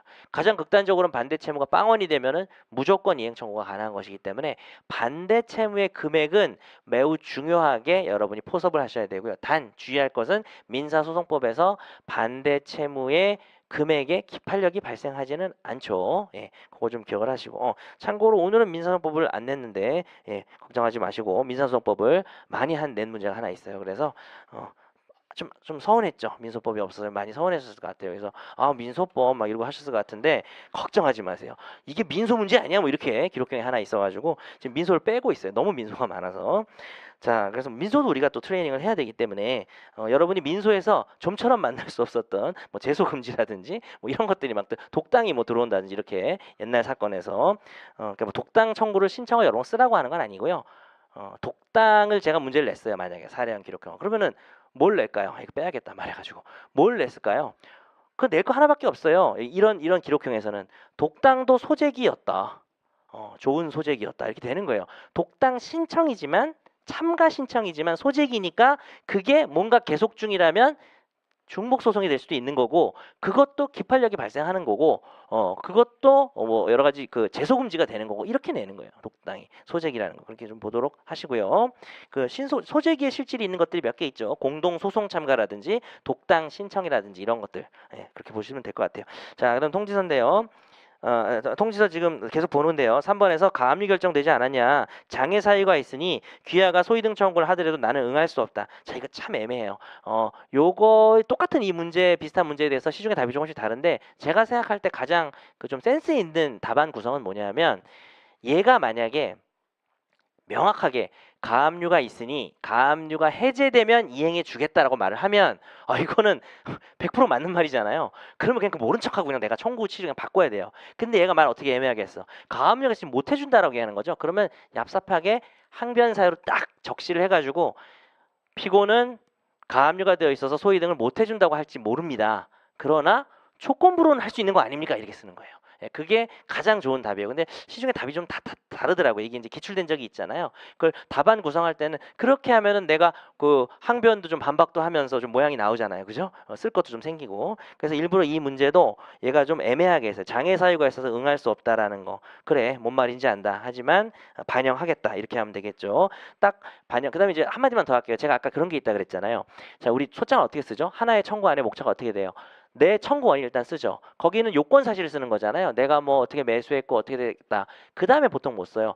이렇게 됐다. 따라서 그 다음에 뭘 써요. 자, 이게 시중의 소장이 다 다른데 제가 이제 다음 주 정도의 그 기출문제 소장을 다 요약해서 나눠드리는데 그게 가장 변호사가 전형적으로 쓰는 걸 나눠드리려고 그래요. 하도 그 기출 시중 문제집들이 다 제각각이라 무조건 이렇게 쓰는 거예요. 의무가 있습니다로 쓰는 거예요. 무조건. 그러면 여러분이 답안지 쓰기도 편해요. 그리고 그 의무가 있습니다라는 부분은 청구 취지가 무색 투명하잖아요. 청구 취지를 색칠하시는 거예요. 그건 여러분 좀 경험을 하셨을 텐데 청구 취지에 연 5%의 비율로 계산한 돈을 지급하라면 그거를 그대로 옮겨서 뭐라고 해요? 피고는 민법이 정하는 연 5%의 비율로 계산한 지연 손해금을 지급할 의무가 있습니다라고 쓰는 거예요. 그래서 저는 실제로 소송 실무를 할 때 소장을 쓸 때 늘 제가 하던 짓이 뭐냐면 청구 취지 쓰고 쓰다가 청구 원인 마무리 그게 법칙이에요. 근데 그거를 변호사들이 이렇게 어겨서 그냥 답안지가 나오는 경우가 많은데 물론 이제 변시에서 그렇게 써야만 점수를 주겠다라는 기준이 있는 것 같진 않은데 그게 실제로 가장 많이 쓰는 거고 가장 장점은 답안지가 깔끔해져요.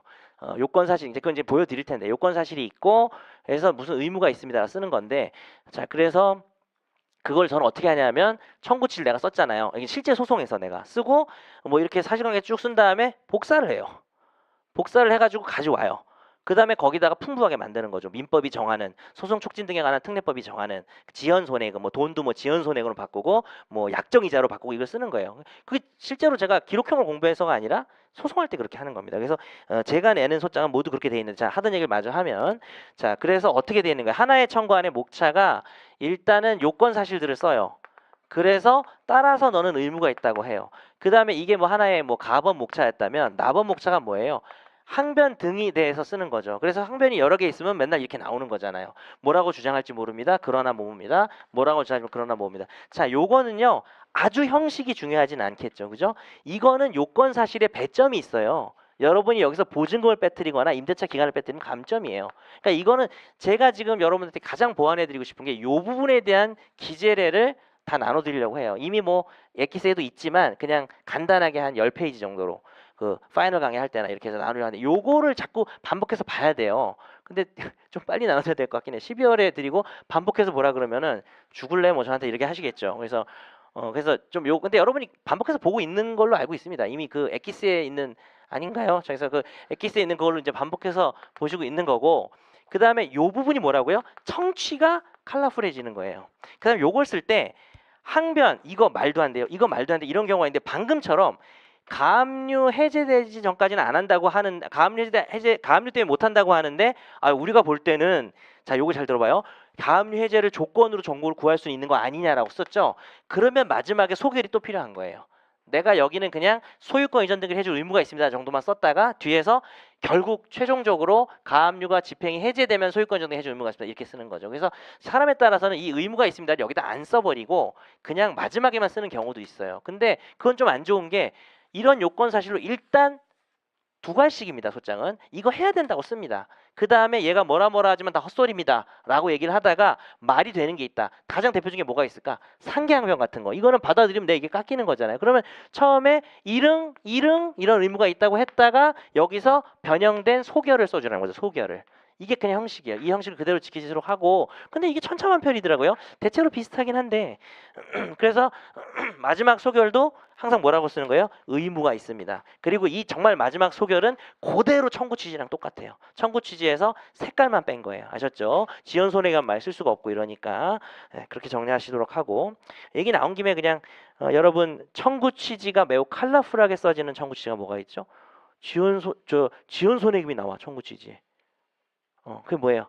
확인 청구입니다. 확인 청구는 이러이러한 색깔 있는 권리관계가 있다는 걸 확인을 구하는 거기 때문에 지연손해금 채무가 존재하지 아니함을 확인한다든지 이렇게 해서 매우 색깔 있게 써지는 게 바로 확인 청구고요.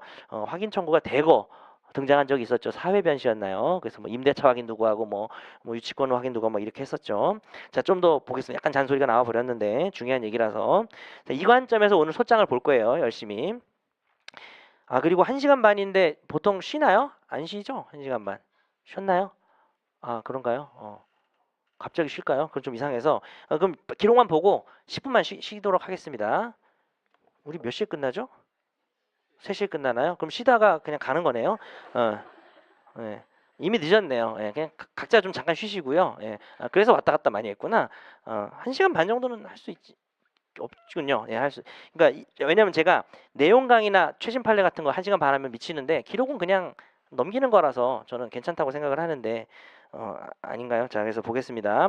자, 그럼 쉬는 시간 없이 앞으로 뭐 80분을 하든지 그렇게 해드릴게요. 여러분 좀 그런 좀 물어봐야 되겠네. 그거는 나는 1시간 반짜리 그냥 안 쉬고 하는데. 자, 그래서 좀 마저 볼게요. 그 다음에 임차인이 영업을 하고 있기 때문에 건물 소유자가 바뀐다고 하더라도 임대차는 계속될 것입니다. 무슨 영화 같네. 임대차는 계속될 것입니다. 비록 뭡니까? 월차임의 지급을 미루고 있긴 하지만 본인은 얘를 사정을 봐줘야 된다고 내보낼 생각 없이 이거 정확히 뭡니까? 권리 불행사라고 써야 되겠죠. 권리 불행사 둘 다 불행사하고 있네요. 해지를 행사하지 않으니 당연히 인도도 청구를 하지 않고 있는 것이죠. 이따 답안지 어떻게 쓰는지 좀 보도록 하겠습니다. 자, 좀 빠르게 봐야 되겠네요. 임차인 나왔습니다. 임차인 김석영이 나왔고요. 자, 임대차 계약서 나오면 기본적으로 뭐 부동산도 표시를 하겠지만 보증금 월세랑 언제나 월세 지급일도 표시를 하도록 하겠습니다. 그리고 인도 날짜 같은 것도 좀 표시를 해놓도록 할게요. 이거는 별 이슈가 없네요. 계약일에 보증금도 주고 인도도 하니까 별 문제가 없고요. 3년 임대 기간에 당연히 표시를 해야 되겠죠. 기간에 3년에도 표시하시고 끝나는 종기에도 따로 동그라미 치세요. 그래서 지금 임대차 기간이 끝났는지 안 끝났는지를 보실 필요가 있습니다. 자, 그리고 약간 느낌이 묵시갱신이 된 것 같긴 하죠. 지금 그냥 내보낼 생각이 없대잖아요. 그러니까 묵시갱신이 된 것 같은데 또 고민해 봅시다. 소장에 묵시갱신을 쓸 필요가 있을까요? 쓸 필요가 없어요. 쓸 필요가 없고 어쨌든 묵시갱신으로 유지가 되지만 내가 해지를 한다는 겁니다. 물론 쓴다고 해서 감점되진 않아요. 전혀 그런 것들은. 자, 빨리 소장을 보면서 좀 정리를 좀 해야 되는데. 자, 그 다음에 이 김석영이가 사업자 등록증 낸 게 나와 있습니다. 상가임대차보호법상. 만약에 상가임대차보호법이 아니면 2기에 차임을 연체해도 이 사람 나가야 되겠죠. 근데 상임법이 적용되니까 3기만으로도 해제가 되는 것입니다. 자, 이럴 때 우리가 기록형의 묘미가 있는 거예요. 지금 김석영이가 아이고 상가임대차가 적용이 되는군요. 이거 안 씁니다. 그냥 당연히 상가임대차이기 때문에 그냥 바로 쓰고 3기 쓰면 돼요. 그런 거 자세히 쓰는 거 아니에요. 여러분이 제일 자세히 써야 되는 것은 여기에요. 가장 정확히 써야 되는 건 이거고 더 정확히 써야 되는 건 당연히 청구 취지가 될 것이고요. 자, 해지 통보서를 보냅니다. 이민영이 보내요. 좀 어이없었죠. 이거는 내가 임대차 계약을 체결했고 월차임 연체한 사실을 알았는데 본인은 속히 건물을 인도받고 싶다. 난 매수인인데 더 이상 임대차 계약을 존속시킬 수 없어서 귀하와의 임대차 계약 해지하는 바입니다. 이건 말이 안 되죠. 무슨 임대차 계약 체결 안 했는데. 그래서 대위해야지 바보야 이렇게 써놓고 넘어가시고 통고에 대한 답신입니다. 이제 김석영이 임차인이 뭐라고 하는데 사실 이번에 말은 맞아요. 귀하가 무슨 체결자도 아닌데 해지한다니 어불성설이다. 더군다나 임대차 계약 여러분 헷갈리고 있죠. 해지권은 계약 당사자만 행사할 수 있어요. 맞아요? 맞아요. 계약 당사자만 해지할 수 있는데 일신전속적이진 아니어서 대위 행사할 수는 있는 것이죠. 그게 중요한 것입니다. 비슷한 것 중에 채권자 대위권 행사는 아주 특이한 게 하나 있는데 조합 탈퇴권 꼭 기억하세요. 조합 탈퇴권도 일신전속적이지 않아서 대위 행사할 수 있습니다. 그래서 내가 건물에서 나올 이유가 없다. 자꾸 나온다 그래서 여러분 혹시 누가 퇴거라고 쓸까봐 뭐 그런 사람 없죠. 자, 그 다음에 3번 가사 임대차 계약 해지에 관한이 있더라도 아무런 해지 의사 표시를 하지 않아서 묵시적으로 갱신돼서 존속하고 있기 때문에 사실 이 말은 뭐 맞을 수가 있어요. 따라서 본인은 나올 의무가 없다. 아니 근데 뭐 내가 해지하면 되니까 뭐 묵시갱신 되든 말든 이렇게 되는 거죠. 자, 여기서 끝났지만 지금 이 임차인 놈이 자기가 안 나가겠다고 하면서 동의항을 안 하고 있어요. 얘가 동의항을 한다면은 나가긴 나가는데 제가 보증금 받아야죠 이러는 건데 안 나간다고 하기 때문에 동의항 얘기가 아예 없어요. 그런데 아까 그 지시사항이 빛을 발하는 거죠. 우리가 봤을 때 얘가 인도를 지금 대위 소송인데 임대 목적물을 인도하려면은 적어도 보증금을 받아야 나간다라는 요건이 갖추어진 거죠. 근데 하나 더 생각해야죠. 보증금을 다 줘야 되는가? 보증금에서 얘가 연체한 차임 등을 공제해야 되겠죠. 누구를 위해서 공제하는 거죠? 당장은 김선아를 위해서 임대인을 위해서 공제하는 것처럼 보이지만 어쨌든 대위 소송이 최대한 쉽게 집행이 되려면 가장 유리하게 하려면 승소할 수 있는 범위에서 그럼 이것도 포함된 거예요. 자, 기억합니다. 요게 또 하나 건질 거예요. 대위 소송을 통해서 임차인 보고 나가라고 할 때 동의항이 인정되니까 동의항은 써줄게. 근데 그 동의양의 보증금을 내가 깎을 수 있는 대로 깎는 게 좋아요. 내가 그 돈을 받아서가 아니고 최대한 의무를 가볍게 해야 저 사람이 인도를 최대한 쉽게 되겠죠. 그래서 정선화가 금액을 조금만 줘도 되기 때문에 공제 항변을 없었지만 쓰지 않으면 여러분은 감점이에요. 자, 다시 정리합니다. 동의항을 안 쓴 사람이 감점이 되는 이유는 피고의 항변사회가 요건을 갖췄는데 안 썼기 때문이에요. 공제를 안 쓴 사람이 감점이 되는 것은 최대한 승소할 수 있는 범위에서 쓰라고 하는데 그걸 안 썼기 때문이다. 감점의 포인트를 명확하게 아셔야 됩니다. 그래서 실전 요 수업에서는 뭘 써야 되고 뭐가 감점이 되고 뭐가 득점이 되는지에 조금 관심을 두셨으면 좋을 것 같고요. 자, 이제 등기부 드디어 나왔네요. 자, 이 문제가 너무 어려운 문제인데 기출이 됐기 때문에 그래도 좀 쓰신 분들이 꽤 있지 않을까 생각하고요. 토지가 100제곱인데 주택이 180이 말이 안 돼가지고 이거 제가 수정했었죠? 여기 써 있었죠? 토지를 200제곱미터로 고치시기 바랍니다. 자, 딱 이 등기부를 보는 방법, 이 토지 등기부를 보는 방법을 기출에서도 연습을 했는데 만약에 기출에서 안 받거나 기출을 받지만 좀 설렁설렁 보고 오래되신 분들 같은 경우에는 이거를 틀릴 수가 있으니까 반드시 연습을 해두시기 바랍니다. 이건요, 출제가 됐지만 5회니까 3년 전이죠? 얼마든지 등기부 보는 방법 변형해서 나올 수 있기 때문에 매우 훌륭한 문제입니다. 또 보세요. 똑같이는 안 나와도 얼마든지 이걸 보면 다른 유형도 풀 수 있게 됩니다. 자, 소유권 지금 토지를 우린 보고 있고요. 토지에다 표시를 잘 하시고 최수진 한번 들어봤는데 최수진한테 하경수가 사죠. 96년도 되게 오래전에 샀기 때문에 약간 불안하지. 얘가 무슨 얘기할 것 같아. 뭐 취득시효 얘기도 또 할 것 같기도 해요. 그래서 뭐 96년부터 뭐 있다가 이 토지를 넘겨줬지만은 자기가 이 토지 위에 뭐가 있었어요? 건물이 있었으니까 취득시효도 약간 불안해집니다. 자, 말소가 된 등기를 잘 봐야 됩니다. 여러분 지웠다고 보지 말라는 뜻이 아니죠. 예, 지운 걸 잘 봐야 돼요. 가압류가 뭐 황진섭이라는 사람이 있었는데 우리 의뢰인인데 자, 강제 경매 개시 결정을 합니다. 그래서 3번 가압류로부터의 본압류라고 돼 있습니다. 그래서 이게 아닐 수도 있어요. 갑자기 생뚱맞게 새로운 사람이 와서 압류할 수 있나요? 가능합니다. 뭐 가압류가 뭐 거쳐야 되는 절차는 아니잖아요. 근데 이게 선행이 됐기 때문에 여러분은 아까 관지에 선입견을 이미 잘 가지신 분들은 여기서 가압류에다 동그라미를 쳐야 되겠죠. 본압류에다가 가볍게 X를 하시고 혹시 모르니까 이 날짜가 아니라 가압류가 된 2007년 12월 10일이 매우 중요한 날짜가 될 가능성이 있는 것이죠. 자, 그리고 이민형이가 강제경매로 취득했다는 걸 드디어 알았네요. 네, 강제경매로 취득했으니까 여러분은 관법지 확정이고 우리 예상대로 가압류 시점이 중요할 것 같은데 오른쪽 페이지를 다음 페이지를 보니 근저당권이 2001년도예요. 그러면은 다시 가압류 지우시고 근저당권 2001년 시점이 중요합니다. 왜 중요하죠? 이 시점에 지상 건물의 토지의 소유자는 누구예요? 누가 봐도 하경수죠. 96년부터 2012년까지 가지고 있었어요. 그럼 우리는 빨리 설레는 마음으로 뒷장에 나오는 건물 등기부가 하경수의 소유권 취득 시점이 궁금한데 사실 아까 봤어. 2004년경이라 그랬죠. 그러니까 저당권 설정 이후가 되는 것이죠. 자, 변시와의 차이점. 변시에서 어떻게 나왔는지 혹시 기억나십니까? 변시에서는요. 이 건물을 그냥 넘어갔는데 옆에 건물을 짓다가 화장실이 침범이 된 거예요. 그래서 사실 가장 중요한 차이점이 진짜 그 사람은 취득시효가 가능할 수도 있는 거예요. 모르고 거기다 지었기 때문에 자주점이라고 볼 여지도 좀 있는 거예요, 사실은.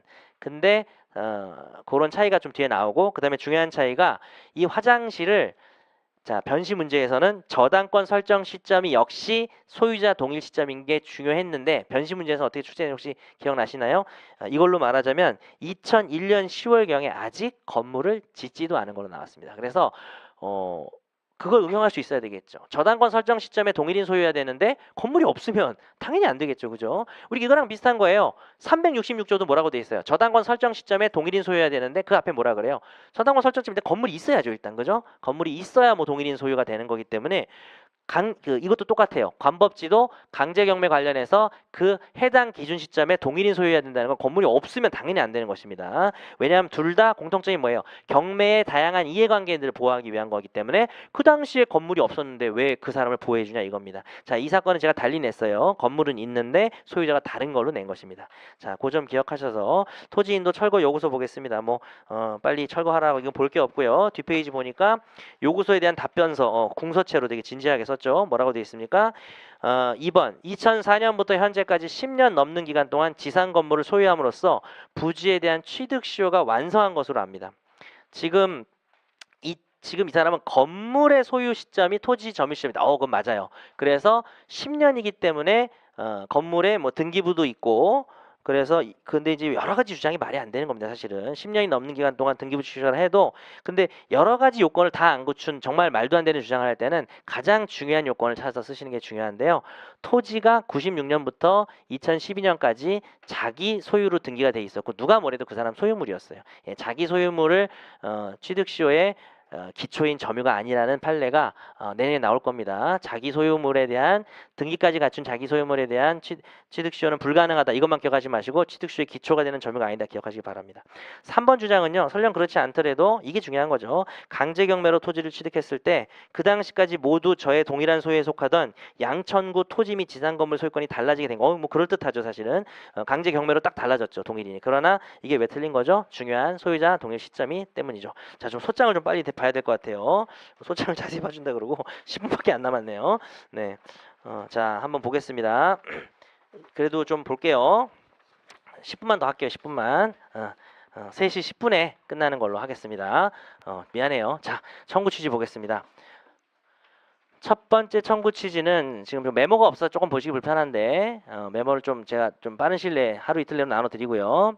피고 박유진은 원고에게 자 이런 거 한 글자 틀려서 점수 깎이면 그게 더 중요한 거예요, 여러분. 뭐 항변을 못 썼네 이거보다도 3억 원 및 이에 대한입니다. 이에 대하여는 사실 틀려요. 근데 감점은 안 하는 것 같아요. 이에 대한 대하여를 쓸 때는 어떤 게 하냐면 이에 뭐에 대하여는 얼마에 대하여는 이렇게 나눌 때는 대한는이 안 되니까 대하여는이 되지만 일반적으로 대한입니다.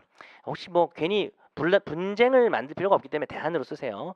2003년 1월 15일을 잘 써야 되겠죠. 이런 거 다 감점이에요. 변제기 다음 날로 써야 된다는 거고 소장본 송달일까지는 연 5%의 뭐 그다음에 뭐 그 다음 날로 다 감납까지 연 15%의 각 비율로 각 빠지면 감점입니다. 각을 2번 썼다. 그거는 감점이 안 될 가능성이 높아요. 잘 모르겠으면 다 쓰세요. 각각 그렇게 막 쓰세요. 근데 적당하게 써야 되겠죠. 자, 2번. 자, 2번은 청구 취지 감점이 꽤 있을 것으로 생각이 됩니다. 원고와 피고 윤우성 사이에서 안 쓰면 감점입니다. 채권자 취소권은 상대적 효력이 있기 때문에 여러 명의 피고가 있을 때는 이걸 씁니다. 여러분 기록형에 그렇게 나올 리가 없지만 원고 1명, 피고 1명일 때는 안 씁니다. 그냥 피고 윤우성과 소외 박유진 사이 이렇게 나올 겁니다. 피고 윤우성과 채무자는 소외잖아요. 근데 보통 여러분이 보는 기록형은 여기 나온 채무자가 또 나의 어떤 청구의 대상이기도 하죠. 만약에 나의 청구 대상이 아닌 피고가 아닌 사람이면 소외로 써야 됩니다. 자, 사이에서 하고 쉼표를 하세요. 원고는 취소 채권자고 피고 윤우성은 수익자입니다. 둘 사이에서만 효력이 발생합니다. 피고 윤우성과 피고 박유진 사이에 어떤 일이 일어나죠? 부동산에 관하여 부동산이 길수록 눈에 잘 안 들어오는데 부동산에 관하여 2018년 4월 20일을 써야 돼요. 27일 쓰면 큰일 나고 체결된 매매 계약을 매매를이라고도 하지 마시고 체결한이라고도 하지 마시고 가능하면 최대한 맞게 감점 포인트는 아니에요. 그거는 내가 지금 감점이라고 말하는 것만 감점입니다. 예, 2억 원의 한도 내에서 안 나오면 틀리겠죠. 3억짜리 매매지만 일부 취소기 때문에 2억 원의 한도 내에서는 안 쓰면 큰 감점이 되겠습니다. 3번. 그러니까 이런 감점을 막아야 돼요. 여러분들은. 이게 더 쉽게 점수를 버는 법이에요. 정확하게만 공부하고 암기만 하시면 됩니다. 3번. 그러니까 2번이 사행이 취소고 3번이 원상해 보이는데 굳이 묶으려고 할 필요 없어요. 뭐 이에 가나로 묶어도 되는데 안 묶어도 됩니다. 3번. 피고 윤우성은 원고에게 원고에게라고 쓰는 게 맞겠죠. 가액 배상은 이행 상대방이 원고가 됩니다. 2억 원 및 이에 대한 이 판결 확정일 다음 날부터 다다음 날까지 연 5%의 비율. 네, 여기는 중요하죠. 판결 확정일이라든지 5%를 틀리면 이건 매우 중요한 감점입니다.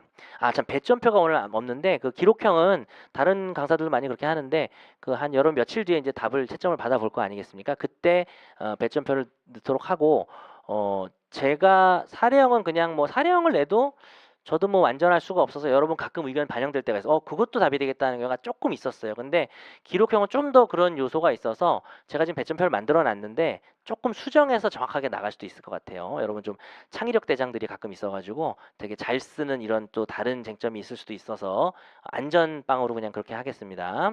자, 4번.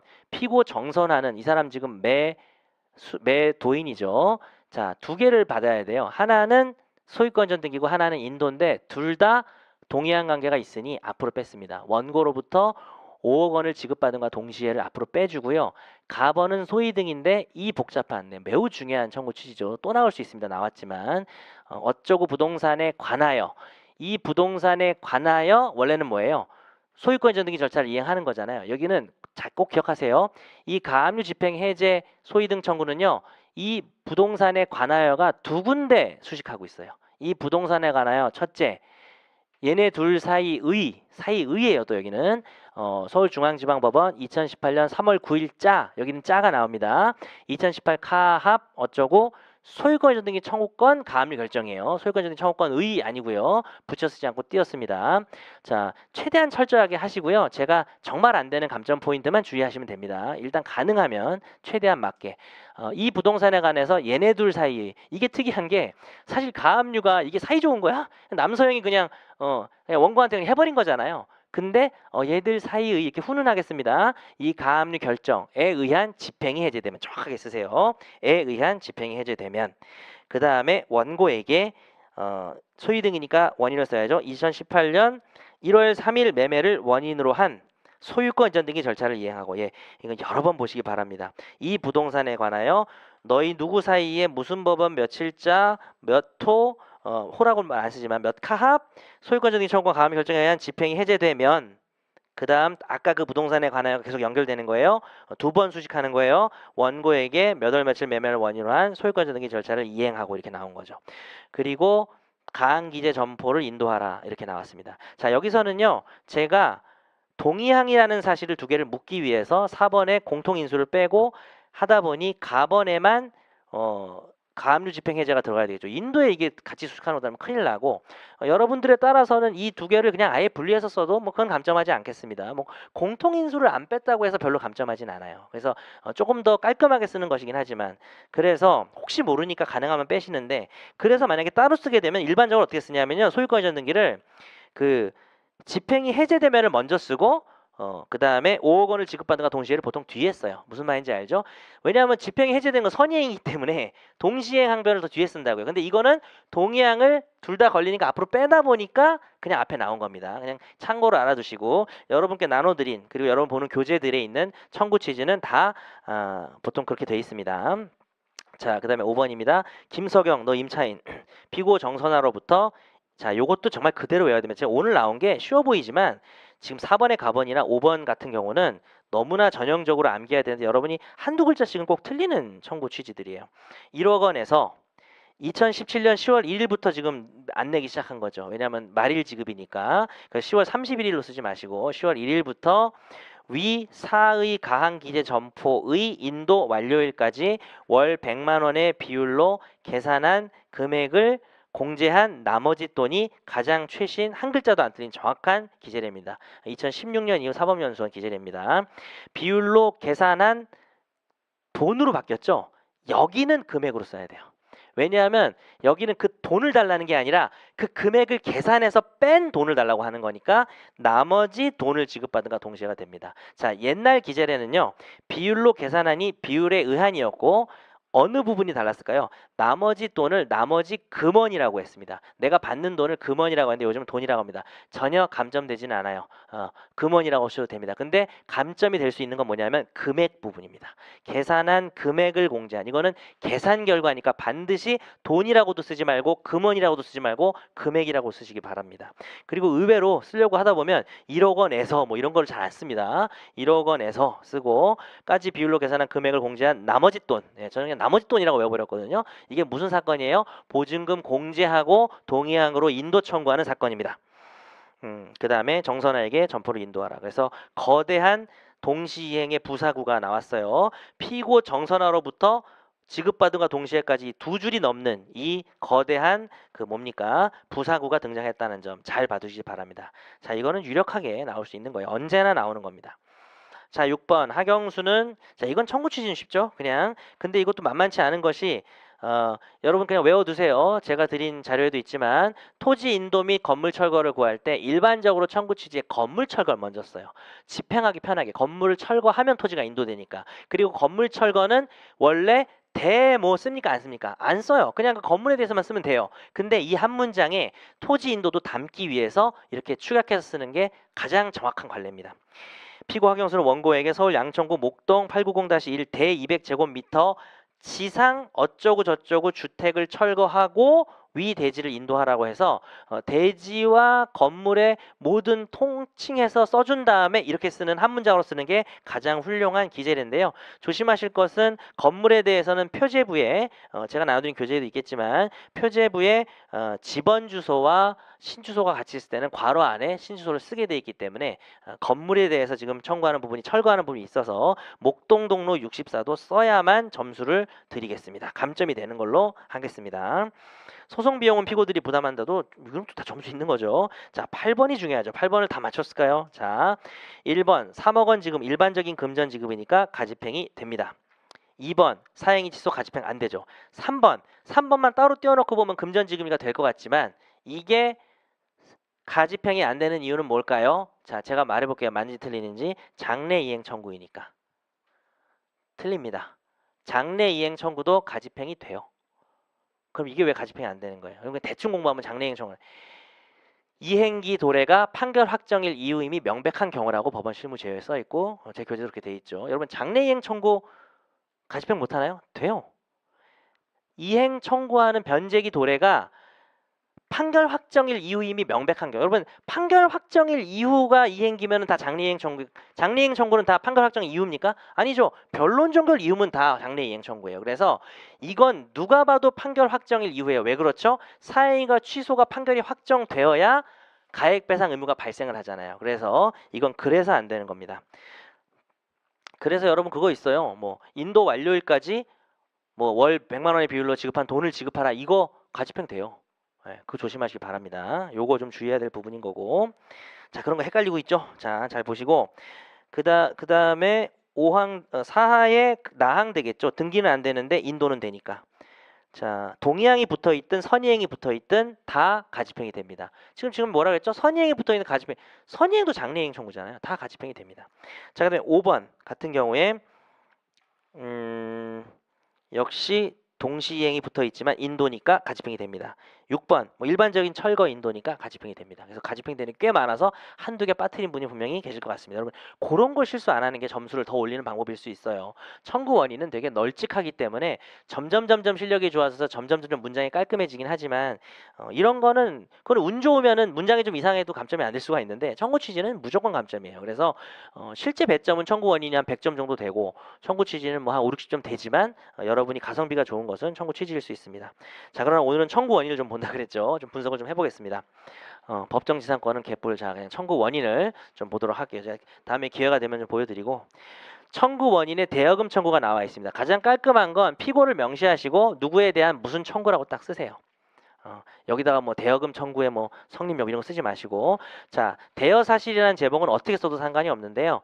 자 대여 소비대차 계약 대여금 청구에서 요건 사실 뭐죠? 소비대차 계약 체결할 것, 그 다음에 그 대체물을 인도할 것, 반환 시기가 도래할 것이죠. 근데 나 하나도 안 썼는데 내가 뭐라고 썼어요?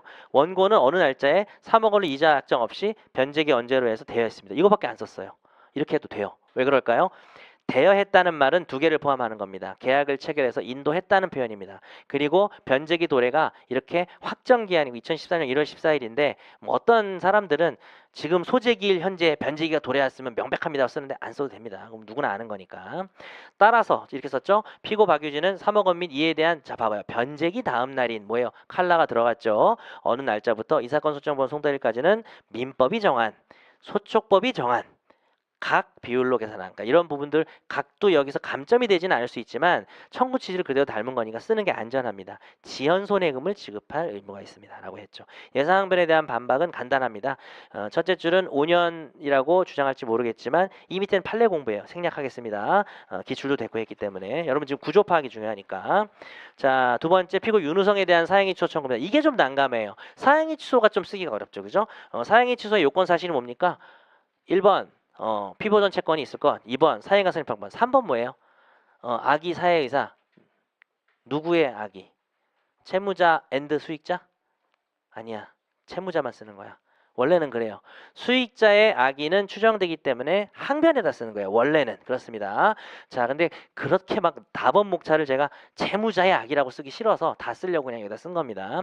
자, 피보전 채권 아까 말씀드렸다시피 3억이 있습니다. 자, 사행이 어떻게 쓰나 보세요. 이거 뭐 매매 계약을 청구하는 게 아니니까 자세히 쓸 필요는 없어요. 그러나 날짜하고 금액 정도에다가 객체 정도는 좀 써야 되겠죠.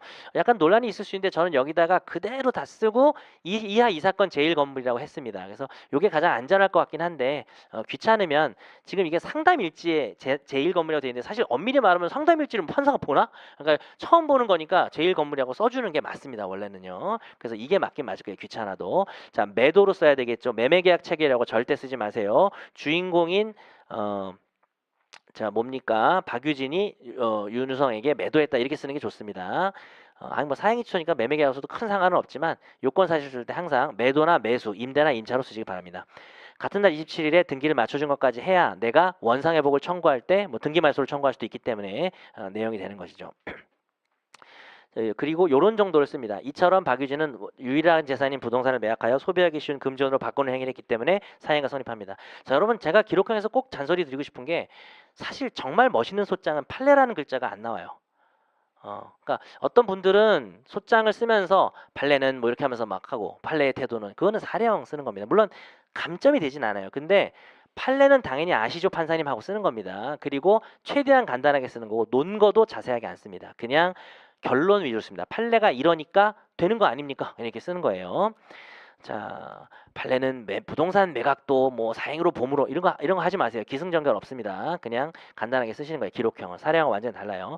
자, 2번이 중요하죠. 결국 이걸 내려고 한 건데 위 매매계약 당시 시가 3억 원인 이 사건 제일건물에는 소외 주식회사 하나은행에 지금 이게 뭐 하고 있는 거예요?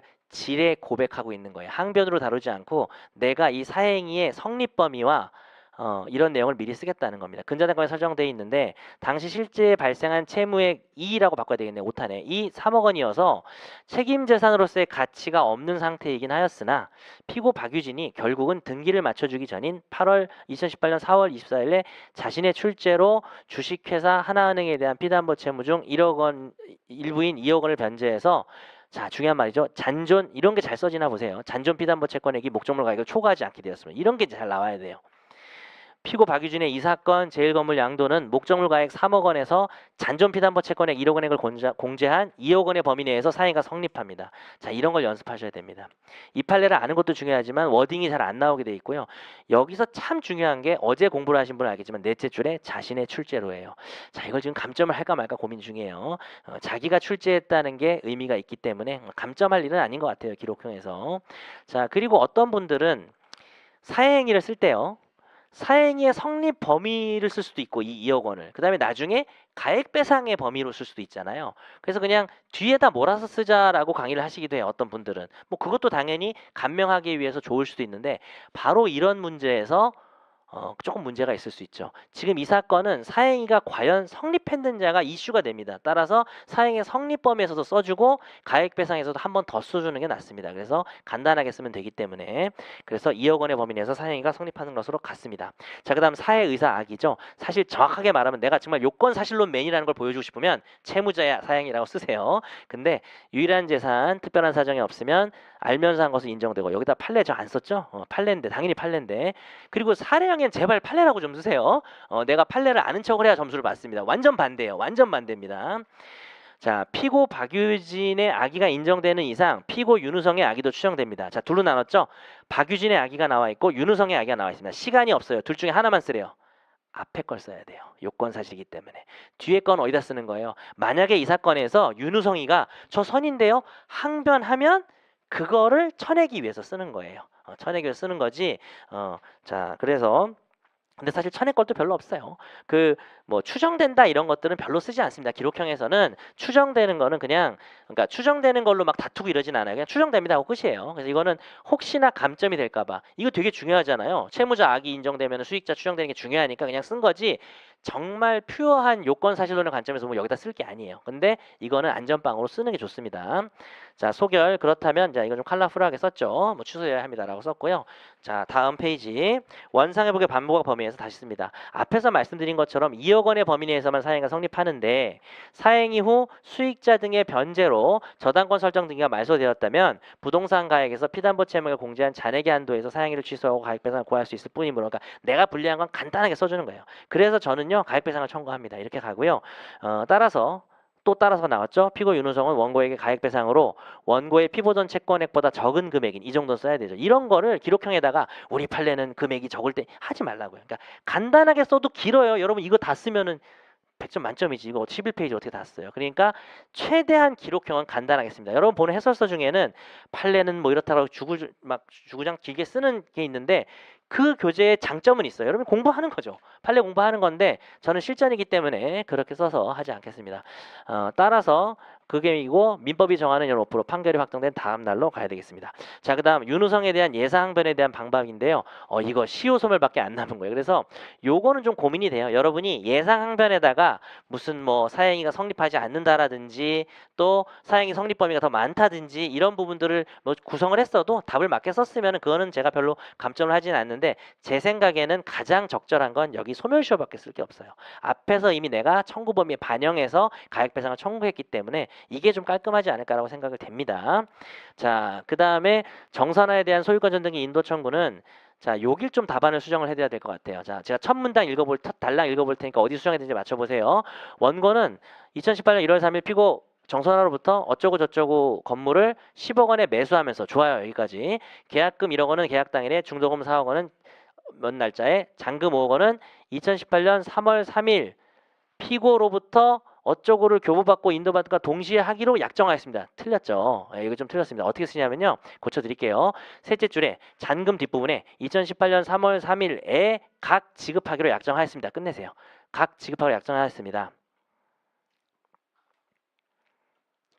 그리고라고 써요. 그리고 쌍무계약에서는 특별한 사정이 쌍무계약이 매매에서는 특별한 사정이 없는 한 이렇게 쓰겠습니다. 미안해요. 좀 수정이 많네. 요거 하나 좀 수정할 게 있었습니다. 각 약정은 여기까지 한 거고요. 그 다음은 법리예요. 예, 쌍무계약이 매매계약에서는 특별한 사정이 없는 한 그 다음 어떻게 쓰면 돼요? 뭐 그 정선화부터 이거 지우고요. 이 사건 건물 어쩌고 저쩌고 교부 인도 의무 그러니까 교부 의무 및 인도 의무는 위 잔금 지급 의무와 서로 동시행의 관계에 있습니다. 이게 좋겠죠. 그 약정한 게 아니에요. 지금 가만 보니 상담일지든 계약서든 약정이 없어요. 그러니까 다시 불러드릴까요? 예, 지급하기로 약정했습니다. 그리고 쌍무계약인 매매에서는 특별한 사정이 없는 한 이 사건 제2건물에 대한 소유권 이전 등기 필요한 서류 일체 교부 의무와 건물의 인도 의무는 위 잔금 지급 의무와 동시행 관계에 있습니다. 이렇게 쓰도록 하겠습니다. 그건 약정된 게 아니라 해석상 임의 규정상 인정되는 것이기 때문에 그게 가장 정확합니다.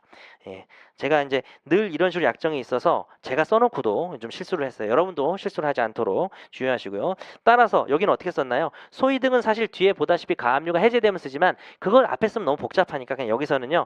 따라서 피고 정선한 뒤엔 고칠 게 없어요. 원고로부터 잔금 5억 원을 지급받은가 동시에 이 사건 제2건물에 관하여 매매원인 소위 등 절차 이 사건 제2건물을 인도할 각 의무가 있다라고 해서 이럴 때는 동그라미 1번, 2번을 활용해도 좋습니다. 동시행 관계에 걸려있는 게 두 개 다라는 걸 강조하기 위해서 동시에를 앞에 빼주고 두 개를 해줬습니다.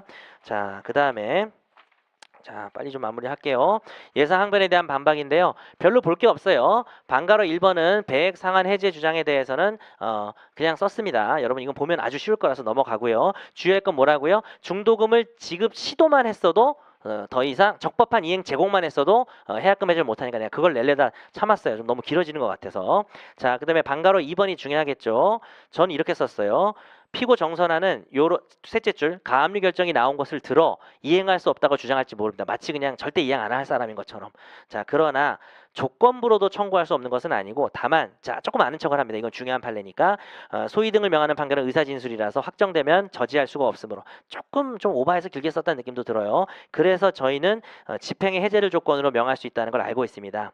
한편 자, 요거 감점입니다. 안 썼으면. 한편 피고 정선하는 매매계약 해제를 주장하는 등 장차 가압류 결정 해제되어도 소위 등을 이행하지 않을 태도를 보이기 때문에 의무자가 미리 존재를 다투어 장래 조건이 성취되도 이미 이행을 기대하기 어렵기 때문에 미리 청구할 필요. 이거 감점 사유입니다. 예. 가압류 집행이 해제되면 이행하라는 것은 누가 봐도 장래이행 청구이기 때문에 민소가 하나 나왔죠. 여기 하나 나왔어요. 미청필이.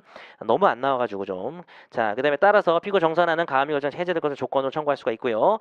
자, 그 다음에 마지막에 3번은 너무 쉬우니까 넘어갈게요. 할게요. 지연 손해금까지 포함하는 거는 말이 안 된다. 이거는 그냥 간단하게 정리가 되겠죠. 자, 그다음 소결입니다. 얼마나 청구 취지를 컬러풀하게 썼나 봅시다. 이상 살펴본 바 뭐 따라서 뭐 이렇게 쓰면 돼요. 피고 정선하는 원고로부터 매매잔금 5억 원을 지급받은과 동시에 이 사건 제2건물에 관하여 요 사이에 소위 등 청구권 가압류 결정의 집행이 해제되면 이건 귀찮아서 뺐어요. 뭐 카압 이건 뺐습니다. 그것도 돼요. 이거 뺀다고 감점되진 않아요.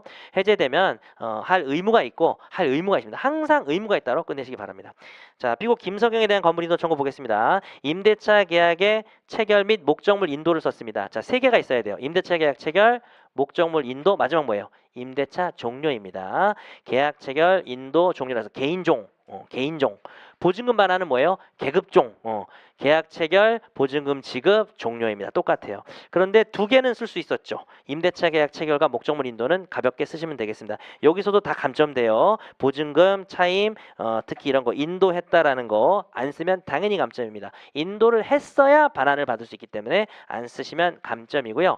납언, 해지권의 발생으로 썼습니다. 자, 납언을요. 임대차의 종료 목차로 써서 성급하게 쓸 수도 있지만 해지권이 발생했다는 걸 따로 하고요. 답언에서 채권자 대위권을 행사하는 걸로 해서 자, 앞에서 살핀 것처럼 매매계약 원인 인도 청구권이 있었고 자, 피보전 채권을 소개한 거예요. 그 다음에 정선하는 김석영에게 임대차 해지권이 있으며 만일 해지권을 행사한다면 인도 청구권이 발생하므로 원고는 이러한 피고 김석영에 대한 임대차 해지권 및 그로 인한 건물 인도 청구권을 대위 행사하고자 합니다. 라고 쓰면서 지금 피보전 채권과 피대위 권리가 나와 있기 때문에 나머지 두 개의 요건을 그냥 썼습니다. 자, 여기서 되게 결벽증처럼 뭐 1, 2, 3, 4 해가지고 보필불대로 안 써도 돼요. 다 들어가 있으면 되기 때문에. 한편 피고 정선하는 피고 김석영이 수개월째 연체하는데 해지권 행사, 인도 청구권 행사 안 하니까 불행사도 인정이 되고 원고가 이 사건 건물을 인도받기 위해서는 해지로 종료되어 인도해줘야 되기 때문에 보전의 필요성도 인정됩니다. 내가 해지를 대위 행사하고 인도를 대위 행사하는 게 내 인도 청구권을 위해서 너무나 보전의 필요성이 있다는 것을 언급하도록 하겠습니다.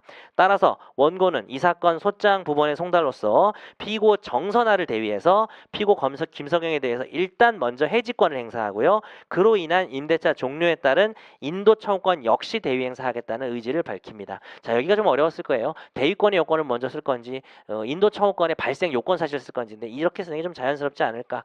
답안지를 보다 보면 저보다 잘 쓴 분도 나올 수도 있는데 어쨌든 요게 좀 제일 깔끔해 보입니다. 자, 그러나 우리는 미리 지고 들어갑니다. 동시행 인정되는 거 맞습니다. 그래서 동시행 관계가 있기 때문에 인도할 때까지 관련해서 발생하는 모든 게 당연히 공제된다는 판례라는 말 없이 세련되게 써주시고 이에 따라 피고 정선화가 피고 김성에 반해야 될 보증금에서는 여러 가지 연체 차임도 있을 것이고 해지된 이후에는 차임 상당 부당이득도 발생하니까 둘 다 써야만 점수를 받습니다.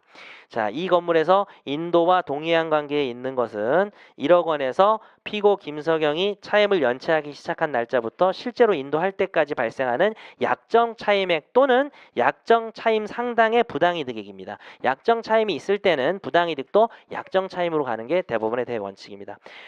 예상 항변은 일신 전속에 대한 항변 그냥 가볍게 쳐내고 있습니다. 자, 마지막이죠. 5번. 자, 피고 하경수에 대한 건물 철거 및 대지인도 청구인데요.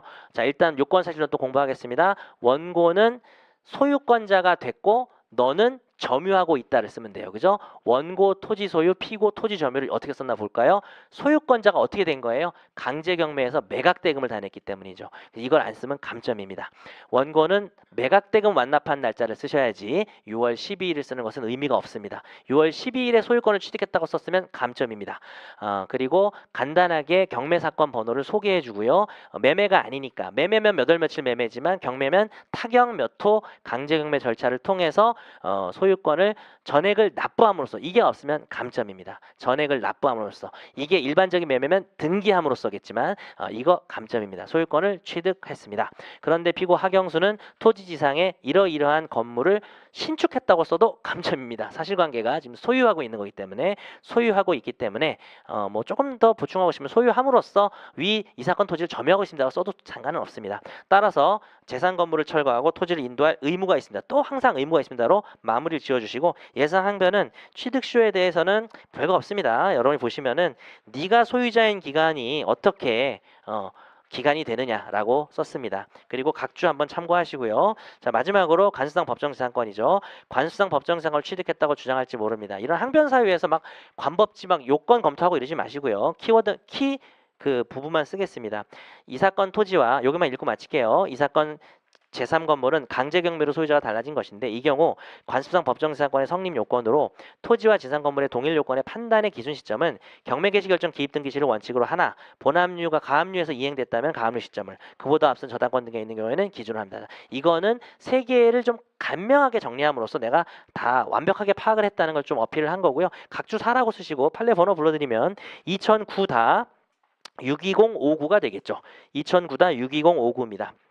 이 사건의 경우 가압류보다 앞서 주식회사 신한은행 명의 근저당권 등기가 이미 2001년도에 있었고 당시 이 사건 토지의 소유자는 피고 하경수지만 건물의 소유자는 아직 소외 홍윤아였으므로 저당권 설정 당시 소유자가 달라 피고 하경수에게 관상 법정. 여기서 또 하경수는 뭐 2004년 몇 월 며칠 이거 안 써도 됩니다. 그러니까 가장 간단하게 쓰는 게 이거라는 걸 좀 배우셔야 돼요. 자, 기록형의 소장의 청구 취지의 미덕은 가장 정확하게 하나도 안 틀리게 100% 정확하게라면 청구 원인에서의 미덕은 요건 사실 부분은 빠짐없이지만 나머지 부분들은 가장 간단하게 할 말만 하겠다는 겁니다. 가장 할 말만 간단하게 할 말이 뭔지를 아시는 분들일수록 시간이 남아요. 다른 분들은 여기다가 무치 사라형 답안지인 것처럼 우리 민법 몇 조에 의해 뭐 이렇게 쓰고 있다니까 그거 안 써요. 민법 조문도 거의 안 써요. 판례도 안 쓰기 때문에 오히려 여러분이 내용으로 채워야 되고 쟁점으로 채워야 되고 요건 사실로 채워야 된다는 점은 이제 앞으로 하시면 될 것 같고요. 네, 2시간 정도 강의를 한 것 같네요. 미안합니다, 여러분. 2시간 가까이 됐는데 죄송하고 다음부터는 90분 내로 하고 여러분 의견을 받아서 중간에 좀 쉬든지 그렇게 하도록 하겠습니다. 예, 오늘 고생하셨습니다. 고맙습니다. 네.